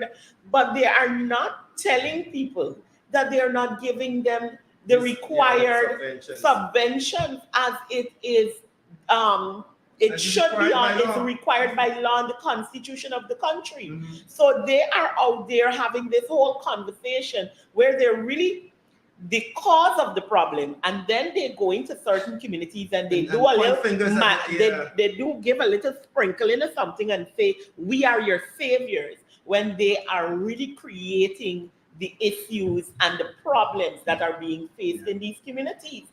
And this has been going on for years. And at this point, it is unacceptable. And the MP ended on the statement, for the country to grow, The PPP must the go. PPP must go. That's all we're seeing here. That's all we need to know. And let me double back to this idea of what has been happening with the city of Georgetown and the central government, and more specifically the Ministry of Local Government and the Minister of Local Government, Darren Lau. Now, as you said rightly, they are the cause of the problem. A simple example is if you, as a government, decided you were going to walk around Georgetown. The president went into Sophia the other day, he went into Lane Avenue, he went to all these places, and he's highlighting the problems. Those people in those communities are within their rights to say, well, Mr. President, how much money you're asking, how much money do you give the city council so that they can do their jobs here as is required by law? And I want you to understand, if you're looking at this presentation, this program today, that the next time the president comes to your community and they start to point out things that the city council is not doing, remind them. Remind them that they have failed to give the city council in 2 years their legally required subvention so that they can do their jobs. So you can't come and say, well, the mayor ain't doing this, the mayor ain't doing that, when you have failed to support the mayor just because the mayor is not from your party. Correct. That is the heart of the problem. And so people need to understand, when you see certain things happening, you have to call the government out. Yeah. You have to call them out. And the public should always be reminded that no matter who the government is, once there is a government in place, it is their responsibility to do certain things. And to ensure that infrastructure is in place in every community at whatever level it comes, whether it is central, regional, or at the lowest level of the local authority. Yes. It is their responsibility as a government. They're not doing you a favor by doing so. It is just like, we have children, or you have a child. You were the one that went and get this child. You have the responsibility. You have now the responsibility of caring for that child, feeding that child, ensuring that child is schooled, because those are things that are required by law as well. So when you are going to tell your child, or send you to school, it's not a favor. I give you food, it's not a favor. It's your legal requirement. It is your legal requirement to ensure that child eats. It is your legal requirement to ensure that child goes to school, and it is the same with the government. Yeah. Let's take a look as we continue the conversation here at what is happening on the floor of the House. We see Minister Indar, I think he has about a few minutes to go. We'll continue to monitor that on the floor of the House. We'll take you back to the floor in just a few with our MP. I think it is Christopher Jones. No, I think it is Mr. Dino Ryan Ramsarup who is going to be next. He is also, he's a regional MP, I think, as well, for region number 4. And he is a representative of the Alliance for Change. He'll be followed by Christopher Jones. And then after Christopher Jones, it will be Miss Natasha Singh Lewis, followed by Mr. Hemorrhage, who will be the final speaker for the opposition side for the day. So we still have, in this case, 4 other speakers to come. So today is going to be a long day, because it's now minutes to 5, as we can see. It doesn't feel like that. I don't feel like it's 5 o'clock already. Right? And you're not tired, right? You can go for the rest of the night. Yeah. So we have some time here. We have some MPs to still sit and have a chat with. But I'm enjoying the presentations coming out of the opposition. And I can't overemphasize what we're seeing on social media is, in terms of the alternative media, as I would call it. Yes. is a direct result of the level of presentations coming from the opposition to highlight the key and important issues. And, you know, I continue to tell persons, let's not be distracted by the sheer untruths that are being spread all day. I think they found a new tactic they think may work, but we won't be distracted. We'll continue to stick to the issues. We'll continue talking with our MPs and ensuring that the citizens of Guyana understand and understand what is happening with this 2023 budget, which is, it is very, very saddening to see how our monies are being spent, and the fact that even when they come to these debates, we're listening to some of the debates, and it's merely just a cuss out. And it's so political and not focused on the issues. You have a budget of $381 billion, and you're supposed to be at this juncture presenting programs and plans that will sort of outline how you will spend this money. But the ministers are coming here to tell us about who do what in 1984 and who did this in 2015. We, the people of Guyana, want to know how you're going to spend the money. That is what we want to hear. The opposition is there saying, look, the money that you got last year, you didn't do this, and that. And we are suggesting that the money that you get this year, that you do X, Y, Z, so that we can improve the lives of people. So we are expecting the government side to come better. To come better. Even the way these debates are set, and I'm trying to recall in my head if last year it was the same, but generally in this kind of debate, the minister responsible for whatever will come first, and then you have the opposition coming. They have not not set it like that, because it is their intention to hear what we're going to say, to come and try to muse out, rather than to present to the nation what you will be doing with these funds and if it actually makes sense. Right. So Right. It's very sad. I'm big on solutions and moving forward and suggestions, because I believe as the opposition, it is incumbent on us, it's important, it is required that the opposition presents an alternative way, right? If the opposition is the government in waiting, we have to articulate a position that says, hey, our plan is better than yours. Our plan is better than yours. And so it is key that we listen to what are these suggestions, as I was asking the MP earlier. And, he would have posited some of those same suggestions about helping these teachers who are in the hinterland with getting those things. MP Amanza Walton Desai would have posited some solutions on how we go forward with our foreign policy. And these are the things that the people want to hear. The people want to hear Kwame come and use out about sugar, right? That is not what people want to hear. People want to hear, how is it? How is it that we can work to put more monies in the pocket? Because I tell you this, if you are a citizen, you're a citizen of this country, you're watching the debates, you listen to the budget presentation, what can you say? What can you say is the, what can you say is the key thing that goes into your pocket? And as we say this, we're going to go to the floor and we're going to take MP Christopher Jones.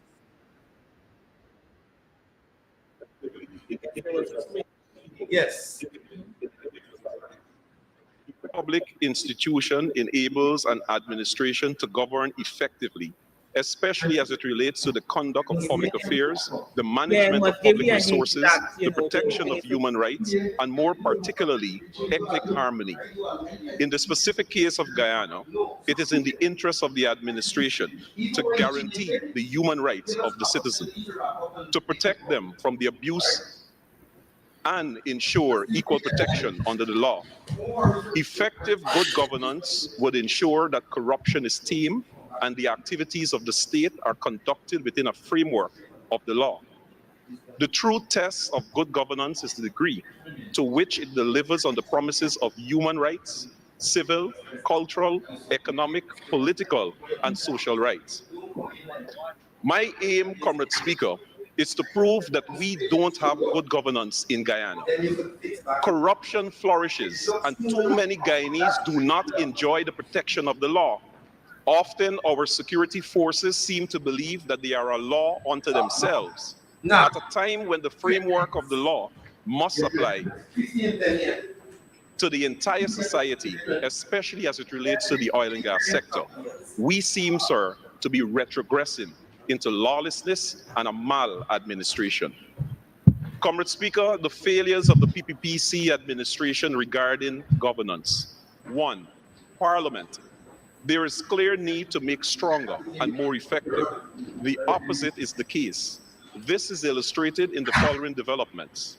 A, irregular holding of parliamentary committees. The Parliamentary Oversight Committee on Security, which is chaired by the Honorable Prime Minister of Guyana, has never met. The Standing Orders Committee, the Assemblies Committee, the Instrument Committee have all never met, and the scarcity in sittings of the National Assembly. B, emphasis. Let me just correct you. I know you have a lot of never met, but you included one in never met, the Assemblies Committee. So you as Chief Whip should at least have those records accurate. Noted your correction, Comrade Speaker. B, emphasis here, the changing in the need for a quorum of the Public Accounts Committee. This development has forced the PAC not to meet on several occasions. C, unfair rulings on matters brought to the House by the opposition. D, questions, motions, bills, and petitions brought to this House have never seen the light of day or never made it onto the order paper. After months, and after being so degutted, the spirit and intent are lost. For example, sir, a petition brought to this House by the Honorable Deputy Speaker on the 29th of December 2021 on behalf of the citizens asking this House to defer the passage of the NRF bill was never read. This House was told that it would be read at another sitting. It is now 1 year since, and to date, that petition has not seen the light of day. Democracy in Parliament is weakened. 2, relationships between the government and opposition. Comrade Speaker, they cannot be good governance unless there is the productive relationship between the opposition and government. This is not the case for the following reasons. A, refusal to engage the opposition on the identification of nominees for state boards. B, non-adherence to the constitutional procedures on the appointment of key constitutional bodies. Demerara Wave of January 10, 2023 attributed the following to the Chancellor, and I quote, "Chancellor is calling for the appointment of the Judicial Service Commission for judges to be appointed. Since the judiciary is working without its full complement of judges, currently 9 judges serve the entire Guyana. We are fed up of hearing that a Judicial Service Commission will be appointed." End of quote. C, no provision for the ongoing dialogue with the opposition, which represents 50% of the population. In most countries, sir, where good governance is an operating principle, there is constitutional and other provisions for an engagement with the opposition. D, engagement with the opposition is in the best interest of the country. It can promote stability at a time when it is needed. Given the investment the country is attracting as a result of the oil and gas sector and the ongoing infrastructural development. E, non-consultation of the main opposition on budget preparation and other important matters of national significance. Comrade Speaker, under the heading communication with citizens of Guyana, Comrade Speaker, effective good governance can only be obtained with an informed citizenry. This is hardly the case with the PPP government. Non-hosting of weekly press conferences by the President or Cabinet Secretary to inform Guyanese on key decisions by Cabinet. 4, discrimination. There is no place for discrimination in any regime of good governance. As there has been no good governance under the PPP, discrimination is widespread. A, continuous unlawful persecution of professional and ordinary Guyanese. For example here, sir, the removal of Dr. Vincent Adams from the EPA. B, sir, Kaichur News of January 23rd, 2023, and I quote, lack of transparency and accountability on the awarding of contracts. Most contracts are given to PPP supporters and one ethnic group.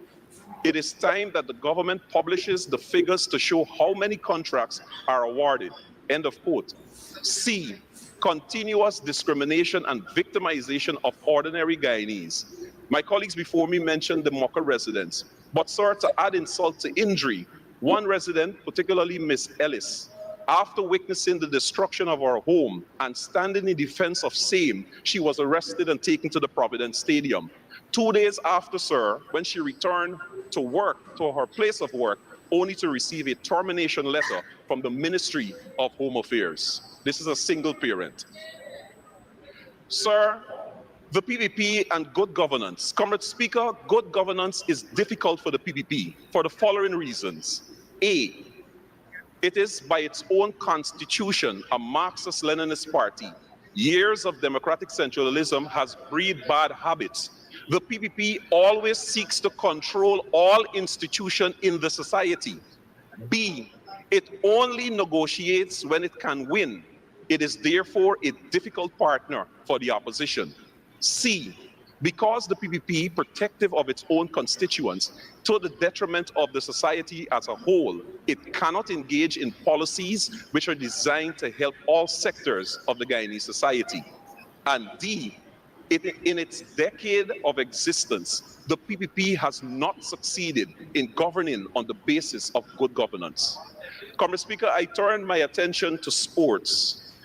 Comrade Speaker, the Honorable Minister with responsibility for finance in his presentation stated, and I quote, on our assumption of office, our sports and recreational facilities across the country were in a state of neglect.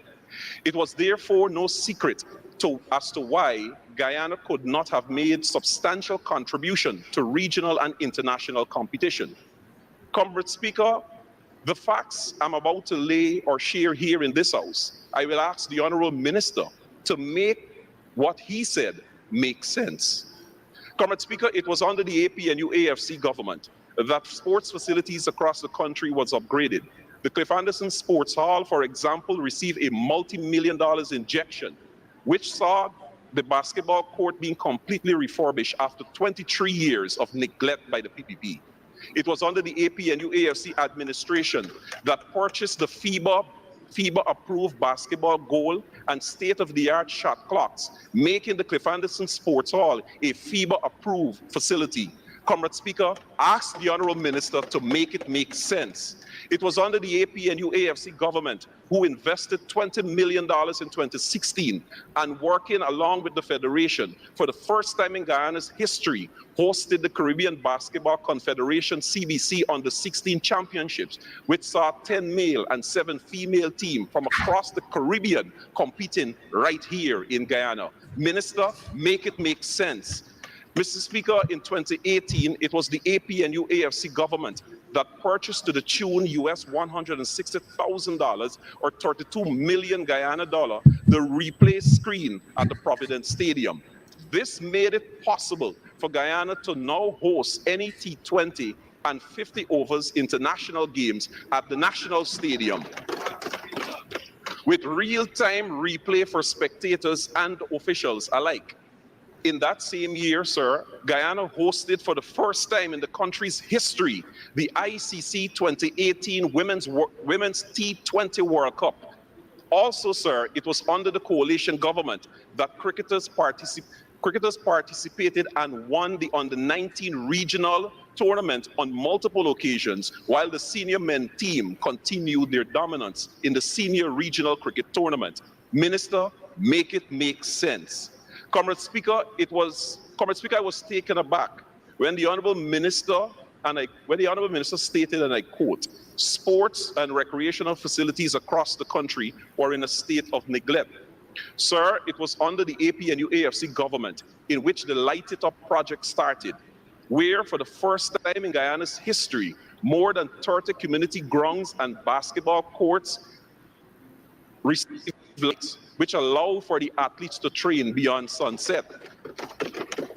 Those noteworthy to mention, sir, are in the Upper Mazaruni, in Region 7. Communities like Camarang, Jawala, Raramadang, and Kako were all lit. In Letem, Region 9, it was the National Sports Commission who partnered with the municipality, and all of the grounds in the municipality were also lit. Minister, make it make sense. Comrade Speaker, it was under the APNU AFC government in which the Community Ground Enhancement Fund was increased from a paltry $1 million for ground to $2, $3, $5, $7, $10, and $14 million respectively. This amount was allocated to ensure that those spaces were properly fenced and playing surfaces became playable to avoid injury. Take, for example, sir, the number 53 Community Center in Region 6, where for the first time the residents and athletes alike had access to a fully fenced ground, washroom facility, lights, etc. Others are the Paradise Ball Field, Cotton Tree, and Bath Community Center grounds in Region 5. Comrade Speaker, asked the Honorable Minister to make it make sense. It was under the APNU AFC government that the National Sports Commission commenced and every year after hosted the Janet Jagan Memorial Games, in which schools across Region 3 and 4 competed in games at the National Gymnasium. Minister, make it make sense. The National Sports Commission also hosted the Archichong, Desmond Height, Forbes Burnham, and every year fully supported the Dr. Chedi Jagan cycling race in New Amsterdam with cash donation and other forms of support. Minister, make it make sense. It was the APNU AFC government who partnered with Hockey, Squash, Table Tennis Association, which allowed them to successfully host their respective international tournament right here. It was the coalition government, sir, who made it possible for the squash court to be upgraded, which allowed Guyana to host the Caribbean Area Squash Association tournament, which was funded from funds from the government of Guyana in 2017. Sir, I must mention, in 2016, Guyana hosted the Caribbean Junior Table Tennis Tournament. And also, sir, in 2019, Guyana hosted the Caribbean Senior Tournament, which saw 11 countries participating in that tournament right here in Guyana. It was the coalition government who purchased equipment, gave the much needed financial support to all the association that catapult their work. Minister, make it make sense. Recognizing the accomplishment and supporting the aspiration of those athletes who formerly placed Guyana on the world stage, such as Ms. Allian Pompey, who won gold at the Commonwealth 2002 in Manchester and silver in New Delhi in 2010. The National Sports Commission sponsored the Allian Pompey International Invitational Track and Field Meet. The inaugural meet saw 50 athletes from across the globe vying for top spots in 17 track and field events. The meet was sanctioned by the IAAF, now World Athletics, the international governing body for the sport. This meant, sir, that all results were used as qualifiers for regional competition, world championships, and even the Olympics for the first time in Guyana's history. Minister, make it make sense. Comrade Speaker, because the coalition government recognizing the value and importance of supporting persons living with disability, the inaugural Special Needs Sports was held, which saw for the first time students with special needs competing in a number of disciplines. As the years went on, the numbers of participants and school grew, requiring the event to be spread over a 3-day period and at multiple locations, including the Leonora Track and Field. Honorable Chief Whip, at this time we require an extension. Mr. Speaker, I rise to ask that the Honorable Chief Whip be given 5 minutes to conclude this presentation. Thank you, Honorable Member Mr. Patterson. Honorable Chief Whip, you have 5 minutes to conclude. Thank you, Comrade Speaker. The National Gymnasium, Colgreen Pool, This was the first in Guyana's history. Comrade Speaker, because of the National Sports Commission advocacy, Guyana Para-Olympic Committee was given recognition by the International Para Committee. This was the first for Guyanese with a disability and in the areas of sports development, which enabled them to compete internationally. And sir, competed they did. With all of the necessary funding from the NSC, in 2015, athletes with a disability participated in the Special Olympic World Games in Los Angeles and the Special Olympic World Summer Games in the United Arab Emirates in 2019, for the first time in Guyana's history. Minister, make it make sense. It was the same coalition government in 2015, for the first time in Guyana's history, supported the Guyana Blind Cricket Association's participation in regional blind cricket tournament in St. Lucia. Sir, it is important to note that in 2018, 5 blind Guyanese cricketers were afforded the opportunity to represent the West Indies blind cricket team and all performed exceptionally well. Comrade Speaker, ask the minister to make it make sense.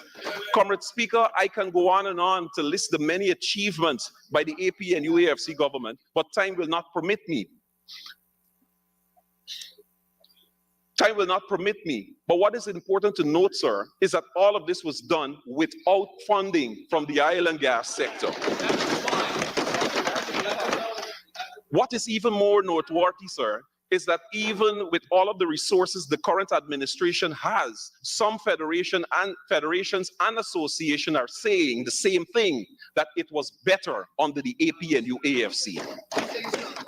Sir, just last October, all of us in this house read in shock the letter by Guyanese Olympian boxer Kevin Alcock, detailing the lack of support for our international athletes representing Guyana, ultimately having a negative impact on our athletes' performance. You ask yourself the question, but how is this possible in the PPP oil-rich economy? Minister, make that make sense.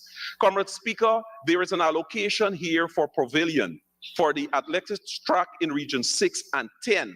Mr. Speaker, these tracks were built by the AP and UAFC to right the historical wrong meted out to the athletes of track and field by the People's Progressive Party Civic, who constructed the Leonora track and field in Leonora, knowing full well that the bulk of the athletes come from regions 4 and 10. Minister, make that make sense. Comrade Speaker, 3 years on of the PPP and 4 budgets almost amounting to $2 trillion. And to date, this country does not have a national sports policy. Minister, make that make sense. Sir, I would like to thank the staff of the Ministry of Finance. And in closing, Mr. Speaker, Budget 2023 was presented on Monday, the 16th of January. Coincidentally, Dr. Martin Luther King Day, observed by the people of the United States as one of its influential, if not the most influential civil rights leader of all time.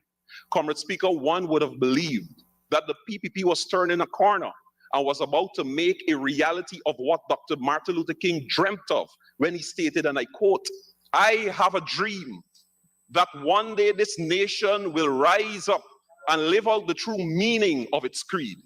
We hold these truths to be self-evident, that all men are created equal." End of quote. Dr. King also stated, sir, and I quote, "The time is always right to do what is right." Budget 2023, sir, has not done yet, has again not done what is right by the Guyanese people. Comrade Speaker, it was former President Dr. Cheddi Jagan who said, and I quote, "You cannot live a Cadillac lifestyle in a donkey cart economy." Sir, Guyana is now an oil-producing nation with the biggest budget ever of $781.9 billion, almost $1 trillion, and only 1.7% is going to the Guyanese people. It is pellucid, sir. Guyana now has a Cadillac economy, but it is the People's Progressive Party Civic who has the Guyanese people living a donkey cart lifestyle.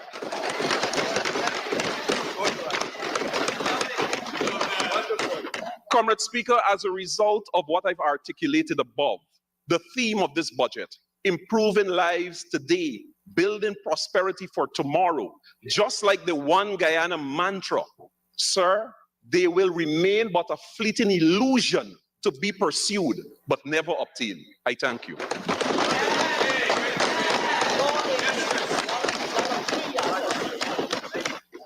Thank you, Honorable Chief Whip.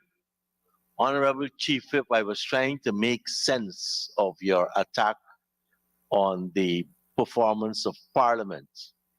And I would like to set some of the records with respect to the operations of Parliament, because you did mention a number of issues with the Parliament. And this is the 2002 record. 26 bills were presented to the National Assembly. 26 acts of Parliament were assented to. 23 motions were published on notice papers. 20 resolutions were passed in National Assembly. 54 questions were published on notice paper. 43 questions were answered, and there were 19 sittings held. So this is the record which I stand proud on. Honorable members, I think this is a good opportunity to take the suspension for 1 hour